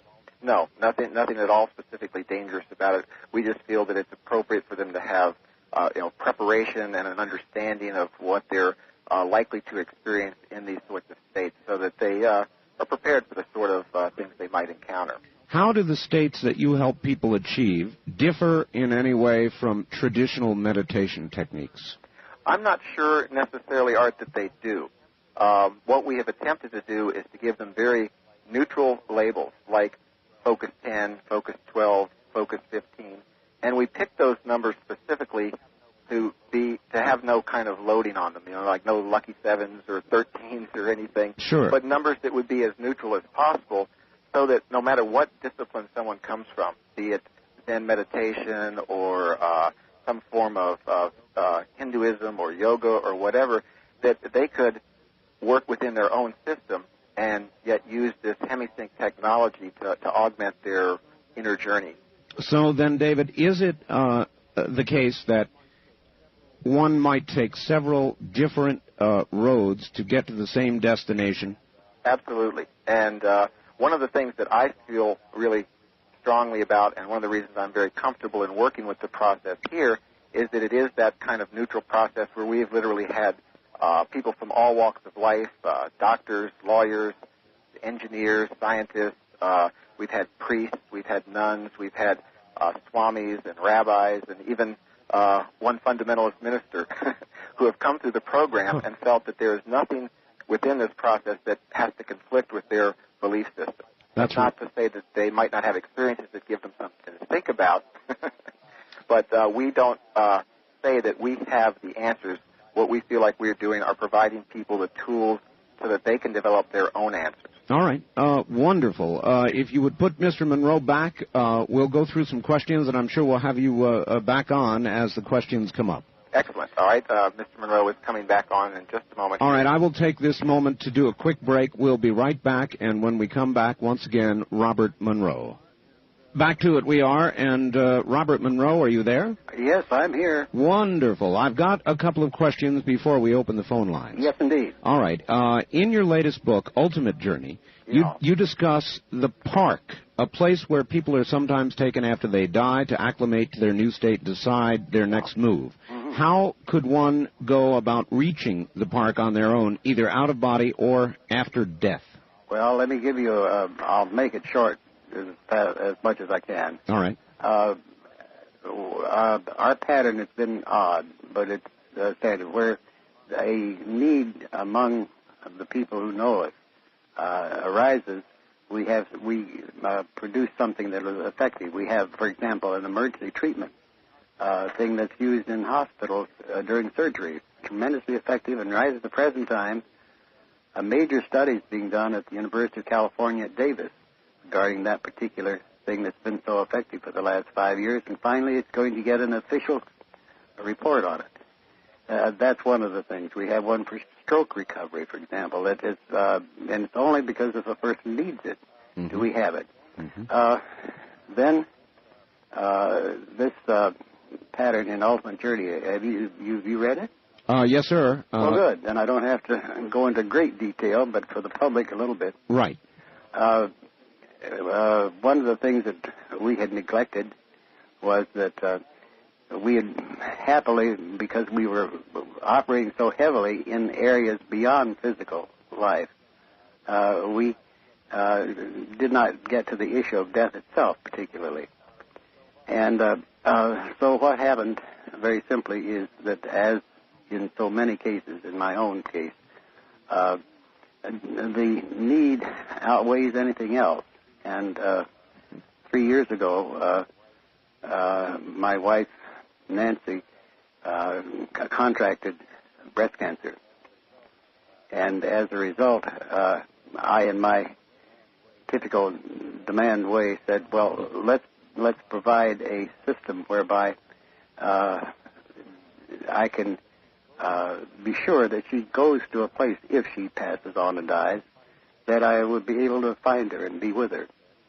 Item came out then that I had, as you read in the book, I discovered that all the way back in the 60s, I had been escorted to a place called the Park, which is a way station for people after they've died so they can cool off from the trauma, as it were, of dying and figure out what they want to do next. Yes. Anyway, it's from that and researching that, and also with the areas of people who I knew had already died, we set up a program called Lifeline, which Dave may have described to you, but which in essence is one to in turn help get totally familiar with the process of moving from Focus 23, which is right after physical death, up to what we call Focus 27, which is this park. We didn't invent the park. It's been there for millennia, I found out to my great surprise. But anyway, as of now, we've had 3 years, roughly 400 people have participated in this particular program, and they have made, during the program, only and during the program, each of those 400 people have made 5 runs retrieving someone out of Focus 23 who was bewildered or in shock and escorting them up to this way station park where they can cool off. Each have done it 5 times. How many does that make of those documented runs? Is a total of 2,000. Wow. Big stuff. Big stuff. Yes, sir. And they do in turn, and there is we have a postgraduate study on that going where we are verifying the data of the person who had just died and try to get information that can be verified. It's quite difficult because it's out of time, if you understand what I mean. I do. Somebody has been wandering around in 23 and not knowing what to do and bewildered for maybe 100 years. Right. Okay. Well, that leads me to this. You discussed the concept of time being a physical, earthly phenomenon.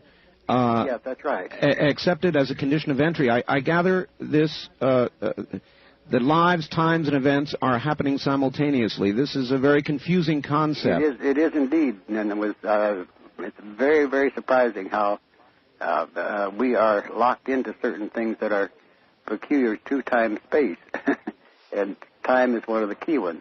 And when you get up into these other state beings, you got to realize that time is not. You can go backwards or go forwards. And this, in your own personal life and in other lives, you are locked into, we think, 1994. But it isn't so. But it is not so. It is not so. What do you think of lucid dreaming as a springboard to having an OBE? And also, where do dreams fit into the picture? Do they? Well, I'll pose the real thing that's getting more and more our theme, and that is that lucid dreaming is the equivalent, we found out over the years, we did that a long time ago, is the equivalent to our Focus 15. Lucid dreamer can evaporate the dream, and there he is. He's in the equivalent of our Focus 15, which is a nice place to play in terms of no time, because you can then move that time around in other areas. How do dreams things? The one thing that we've come, we call it the process of converting unknowns into knowns, or converting beliefs into knowns. That they are not particularly important unless you can do so. Well, one of the things is that, excuse me. All right. The important thing is that we have grown to know that what we are is far more than this one single life, and we are totally in a form of consciousness that is very local, as it were. And the dreams that are interpreted as this are a means of our total self attempting to get signals down to this conscious self here. And that's why they sometimes are very wild, and sometimes they're very funny, and sometimes they're just pure information. But that seems to be the direction that we feel that humankind has to go, is to begin to get past this discriminator circuit, and that's what we are doing, and get into that knowledge of that totality of what we are, and that it's being done. We're not the only people doing it, of course. Mr. Monroe, you've done very important work. It's known internationally. I want to ask you a hard question. All right. When your time comes and you pass, what will happen to the Monroe Institute, and will the work continue? That is very specifically has been set up to do that. There's much too many people involved in it, not just here, but as you said, worldwide. I can give you a number of illustrations, but it is being set up so that it will have a support system to continue well into the 21st century. Well, that's wonderful to hear, and I know a lot of people have wondered about it. If we could, Mr. Monroe, very quickly, let's try and begin to take a couple of calls here. On our toll-free line, you're on the air with Robert Monroe. Mm-hmm. Hello. Hello. Yes, sir. Where are you calling from? Seattle, Washington. Okay. Do you have a question? We don't have a lot of time here for the topic. Yes, I do. I would like to know where Mr. Monroe first learned about this technology. Okay. We've kind of covered that, I would say, but Mr. Monroe, a quick answer? Quick answer. Where I learned about it, I found about it the hard way. I'm the monkey that fell out of the tree, if you want to put it that way. And I had to figure a way to get back up into the tree.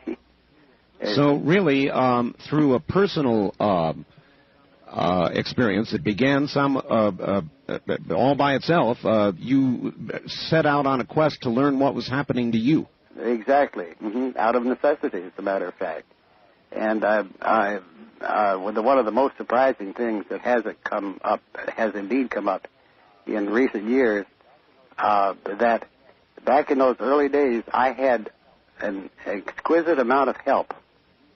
And even today, I cannot assure anyone exactly where that help came from. One has to wonder, Mr. Monroe, how many people worldwide are going through exactly what you went through, perhaps without the support system that you luckily had nearby. Mr. Monroe, we're going to break here for the news at the top of the hour and come back and open up the phone lines. How's that? All right. Very good. Very good. Robert Monroe from the Monroe Institute, a very unique opportunity to talk with a researcher who has been there. We'll be back. On a Sunday evening, particularly appropriate, I think, this evening. The name of our program derived from its physical adjacency to that area known as Dreamland, but with dual application in the interview of Robert Monroe, who doesn't give that many interviews. It is a great pleasure, and we are going to get phone lines open this hour and let you ask quite a few more questions. In that hope, let me go ahead and take care of a little commercial obligation right now, and in just a moment, Robert Monroe. Once again, Robert Monroe. Mr. Monroe? Yes. Yes, sir. Again, it sure is a pleasure to have you on here. Well, it's fun for me because I can open up a lot of things and don't have to be nearly so formal. But remember, radio is my old business. Oh, it's a wonder. I love radio. Mr. Monroe, somebody just sent me a fax, and they're asking about two things. One, in your travels, do you have any insight on two questions? One is, have you ever met with a being or met a being that is not human? And yes, I have. Oh, yes, you have? Yes.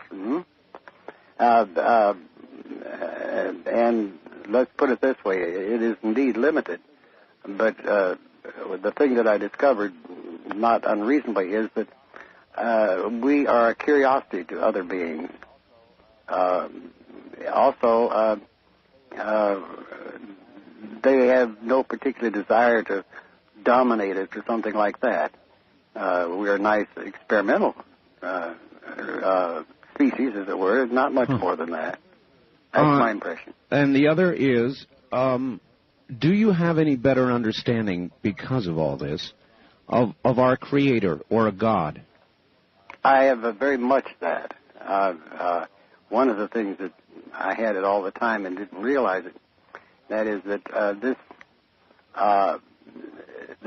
Earth life system is a created process and a creative process. And I can, as an engineer, go look at the leaf on a tree and see the design of it and what it's aimed to do, and that is it's a transducer, as it were, and it can stand all sorts of winds and everything else, and when it's through for the year, it drops off.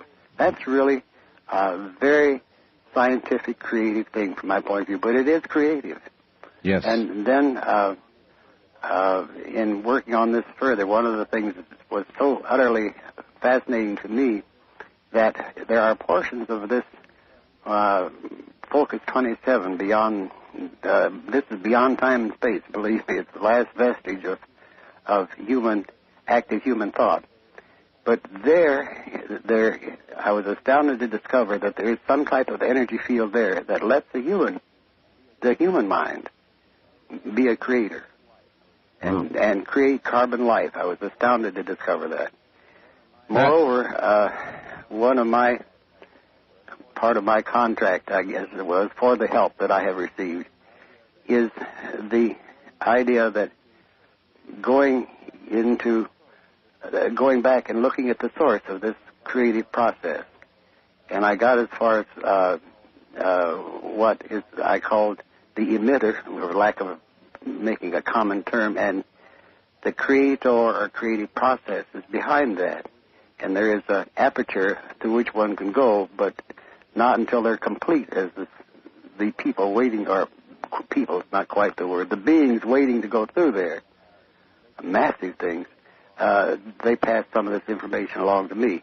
And yes, that's one of the things that in turn has certainly come very much to my knowing, and that is that I know as I sit here how our civilization is restrained in terms of anything that's non-physical. We don't know anything about it in any way, shape, or form. And the options that are available to us, after we are no longer physical here, instead of being, one of them, of course, is being the human addict and go back and live another life, because you get addicted to being human. But there are so many other opportunities or options along that spectrum of energy.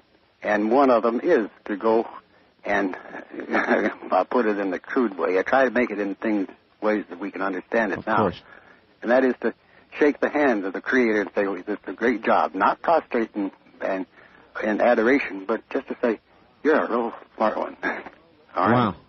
All right, Mr. Monroe, let's go to the phones. Every one of them's locked up and wants to talk to you. All right, go ahead. Let's do it. On the wild card line, you're on the air with Robert Monroe. Good evening. Hello there, this is Fritz calling. When Shirley MacLaine's 5-hour television special, Out on a Limb, was aired way back in January of '87, some of her highlights was astral projection. It did make a lot of waves. Of course, her book with the same title did make the radio and television interview circuit years before that, and many, many millions of people were exposed to the OOB subject. Now, Robert, we need another catalyst to push that subject to the people's attention. After all, they could join the Cosmic College for free. Yes, indeed. Well, we have not made a big point of being widely known yet. We did a slight study to indicate how many users have been used in the methods that we have available and put forth out of demand, but not out of advertising. And we figure that there have been a little over 2.5 million users of these various types of exercises on tape that we put out through the years. And these are a means of beginning to do the very things that you're talking about. Mr. Monroe, I recall he mentioned Shirley MacLaine. Yeah, another thing, that reminds me. I got very amused that in Shirley's movie, in her picture, I think she was the one that went into a bookstore looking for something, and right in front of her eyes was my book, Far Journeys, I think it was. Yes. It was very funny, and I thought, She alluded to the possibility or claimed that she had traveled toward the moon away from the Earth. Mr. Monroe, there are limitations that we believe we face physically with travel to other planetary systems with regard to the speed of light and all the rest of it. I'm sure you're well aware of that. Might out-of-body experiences be a way ultimately to travel where otherwise we may never go? Absolutely. We did a great deal of that in the mid 70s. And these were engineers and physicists principally. And we saw all the stuff on the moon before our shuttles and stuff got there.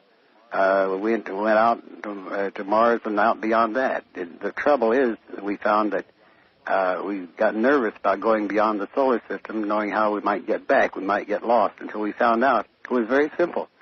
All we had to do is to think back to our physical body, even though we may be 100 light years away, and we'd have no problem at all getting back.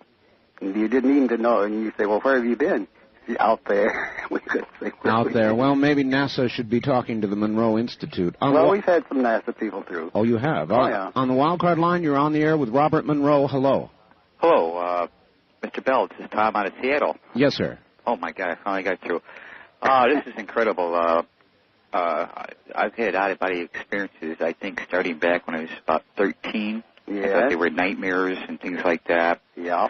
And as I progressed through my life, I remember about 17 got more severe, and then got away from home. And then in my late 20s, it got extremely severe. And, I didn't know they were out-of-body experiences, that they were nightmares and something, freaky. And then all of a sudden, I started having control over it and kind of enjoying it. Good for you. Good for you. And then, all of a sudden, just like you were just saying earlier about that actress, I walked into a bookstore, and lo and behold, I'd never been there before. I didn't know what I went in there for. There was your book in front of my eyes. Very good. And I started studying it, and I started practicing it. Good for you. And I never felt so good, spiritually or physically, after I'd go out of my body and then come back. And then I started, over a period of time, losing the power. I don't know what I was doing wrong. I just felt there was, I don't know, it's kind of hard to explain. There's something very weird. I was experimenting with it. I actually did 2 experiments, unscientifically, of course. I'm just a truck driver, that proved it to other people that I actually got out of my body, went by them and did things, and could see things while I was supposedly asleep, which I wasn't. You know what I'm talking about. I can tell you one that I had to do out of desperation to be sure somebody understood it years and years ago. I went and I pinched this woman in her side. It left a bruise. Oh, my. Oh, my. And so then it is possible to have physical manifestations during an out-of-body experience. What I was doing, I've discovered years later, was that I was not pinching her physical body. I was pinching this other body. Oh. You see, and that's what left the bruise on the physical. But it was so astonishing because I didn't think I pinched her that hard at all. It was on right just above her, around her waist, or up above her hips. Very discreet of you, sir. Yes, it was discreet. All right, on the wild card line, you're on the air with Robert Monroe. Hello. Hi, this is John. Let me turn down my radio. Thank you. So remember to do that, everybody, right away, please. We have a delay system. Okay. I have a question for Robert Monroe. Yes. I read his book, both of his books, in fact. I read Journeys Out of the Body and also Far Journeys. And Mr. Monroe, I have a question for you. In your book, Journeys Out of the Body, you talk about this one incident where you have the intent of visiting this one person at this house. You give his initials as EW. Yes. Mm-hmm. And before you do this, you end up going to this garage, and after that you wonder why you ended up there instead of visiting this one person. And later you visit this area, and you find out that there were these power primaries near the garage. Well, the thing is that, go ahead.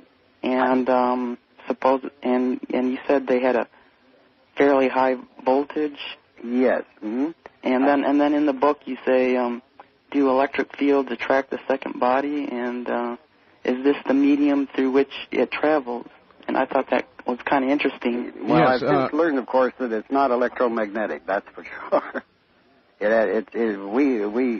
We've become very acutely aware of an energy field that our science knows nothing about because of the simple reason they can't measure it.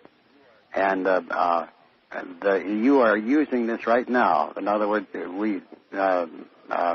Skip was talking about brainwave patterns, but these are generated by this other energy field, and they're the effect, and the causative factor is this other energy field. And there is no relationship to the electromagnetic energy? No, not as such.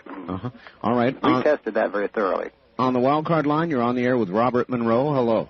Yes, good evening. This is Brian from KLPE country down here in Medford. Yes, Brian, you have a question? Yes, I'm just curious if he answered one of them partially. I had 2 of them, then you were talking about documented proof of this experience happening. And so if you have someone pinching a woman, but has there been scientific studies done with that they have documented? And second, if you're out there somewhere and something happens to your physical body, what happens to you out there then? All right. Well, it depends on how much it happens. One of the things that gets you back to your physical body, and you're out having a wonderful time doing all these things, and you get an urge, a signal to come back. And as in the early times, you were concerned, something's going wrong, the building's on fire where my body is, and all this kind of thing. And you know what the most common thing that pulls you back is the fact that your bladder is full. Yeah. Well, that'll pull you back and motivate you all the time. He also asked about documentation of physical effects. We have those. We don't make a consistent practice of it, but they occur quite naturally in what we do.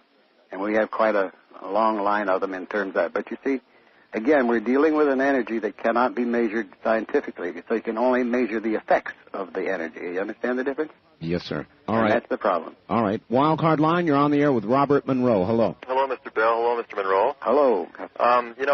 I think you'd probably if I said this in the past, you'd probably think I was nuts, but... No, I wouldn't. I've had quite a few experiences with astral projection, and in which case other people actually experienced my being there. They didn't know it was me, and I never told them in advance that I was going to do what I did. Very good. As long as you did not tell them in advance, that's a very important key. Okay, but now it was incredible when I found out later, and another friend that I had told that I did this was on the phone with us. The three of us were on the phone, and it sort of unfolded.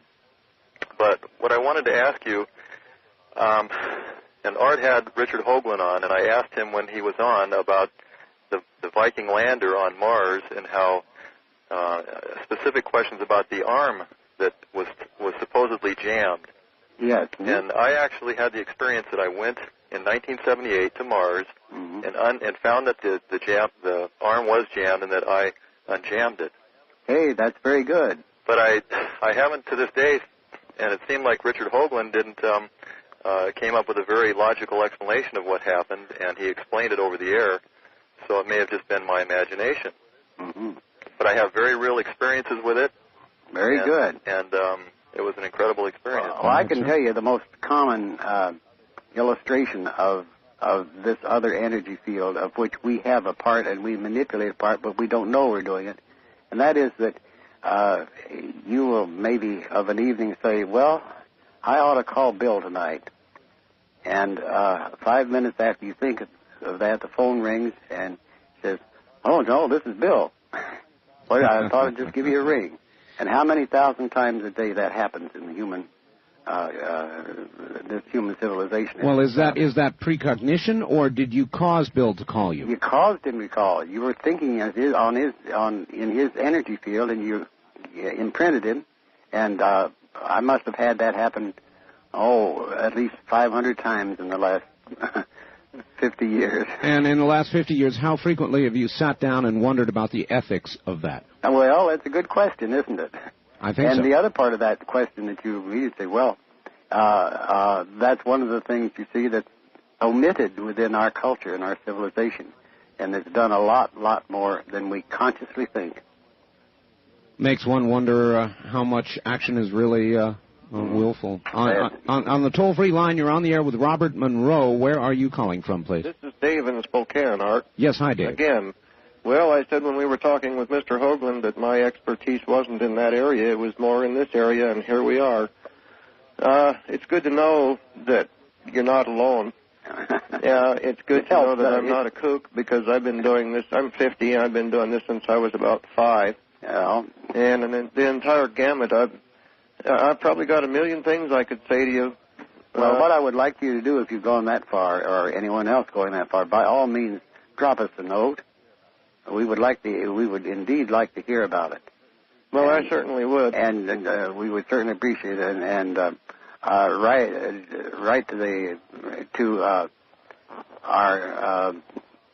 our staff psychologist, Darlene Miller. And all you have to do is it's Route 1, Box 175, Faber, Virginia, 22938. Route 1, Box 175, Faber, F-A-B as in boy, E-R, Virginia, 22938. F-A-B-E-R? Faber. I would say Faber. It's Faber, yeah, but they like in Virginia they call it Faber. Okay. I had one question for you. Very quickly. Very quickly, have you ever been to a place where it was totally dark? All right, and on hold that answer, Mr. Monroe, and we'll be right back with you. This is Dreamland on the CBC Radio Network, half-hour mark. My guest is Robert Monroe. There's more.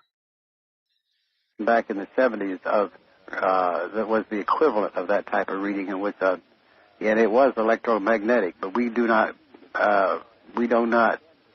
perceive the aura as such. But you can perceive, believe me, you can perceive other energies of people, but it doesn't come out as an aura; it comes out as a radiation, and you can't see it; you feel it. Mm-hmm.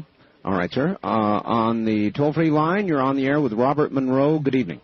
Hi, how you doing, Art? Fine. Where are you, sir? Santa Barbara, California. Santa Barbara. I had an experience a couple of years ago where I was sitting outside in the morning about 4 o'clock, wide awake, and I started going up through space, out into space, past the moon. It was extremely exhilarating. Yes, it is, isn't it? Being totally free, just floating.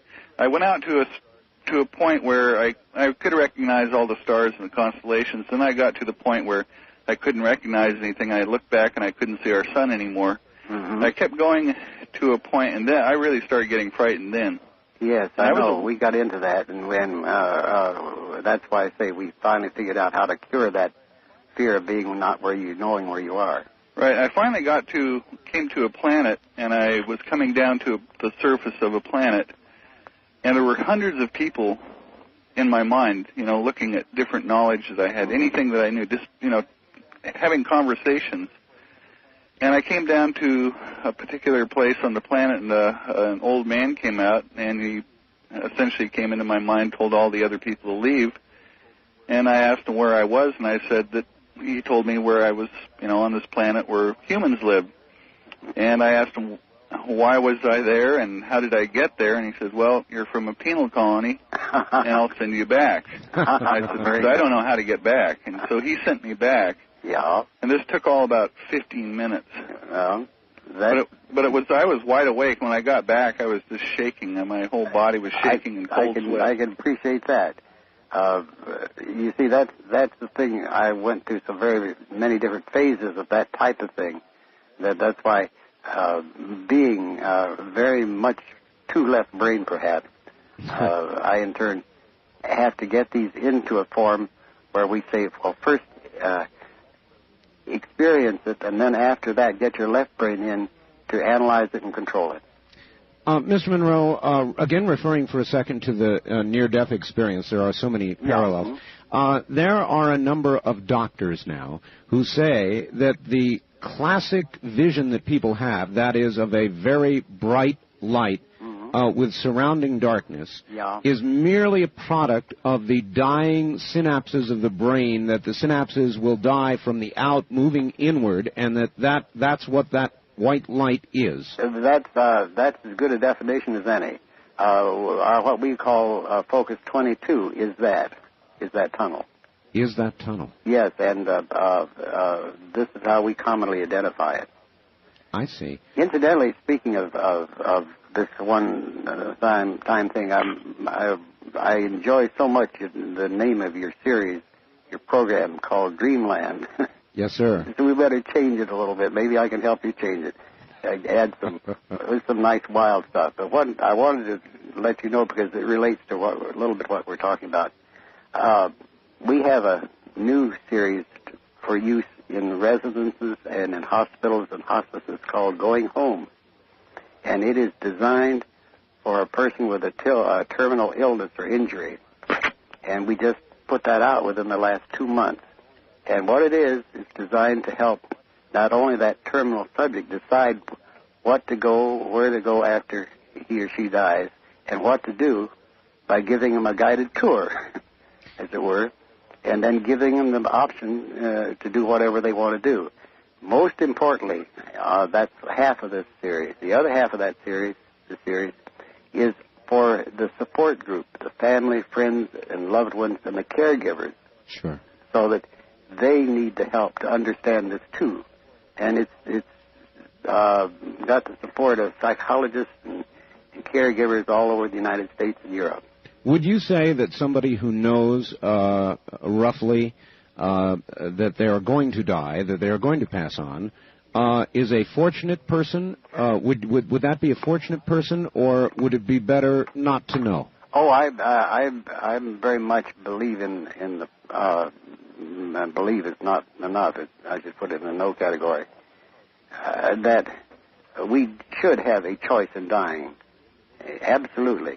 I think that the individual, because we have discovered them already, and through the research that we did for this new thing, and that is that many people have a death wish, and it's not. You can't stop that death wish. They'll get a stroke, and then they'll get cancer, or whatever it is, and that reason for that can't be detected because when you meet them after they've got the process underway, and they don't know this until some do, but they don't really consciously know it. It's because they've completed what they came to do. And having completed it, there's no sense in hanging around.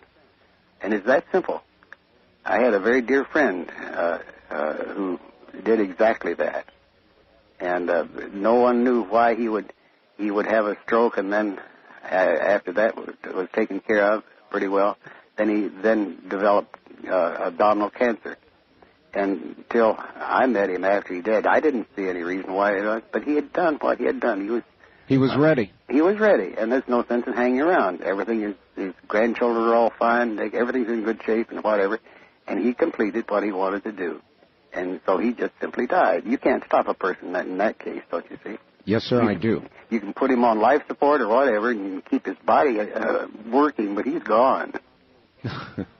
All right. On the toll-free line, you're on the air with Robert Monroe. Hi there. Hi. Where are you, sir? I'm from Phoenix. Phoenix. This is Henry. Hi, Henry. This is fantastic. I wanted to ask a question about the vibration you felt, sir, originally. Is that like an inner electrical, like a finer electrical feeling than you would get from household current? Is it something like that and quite exhilarating? Yeah, it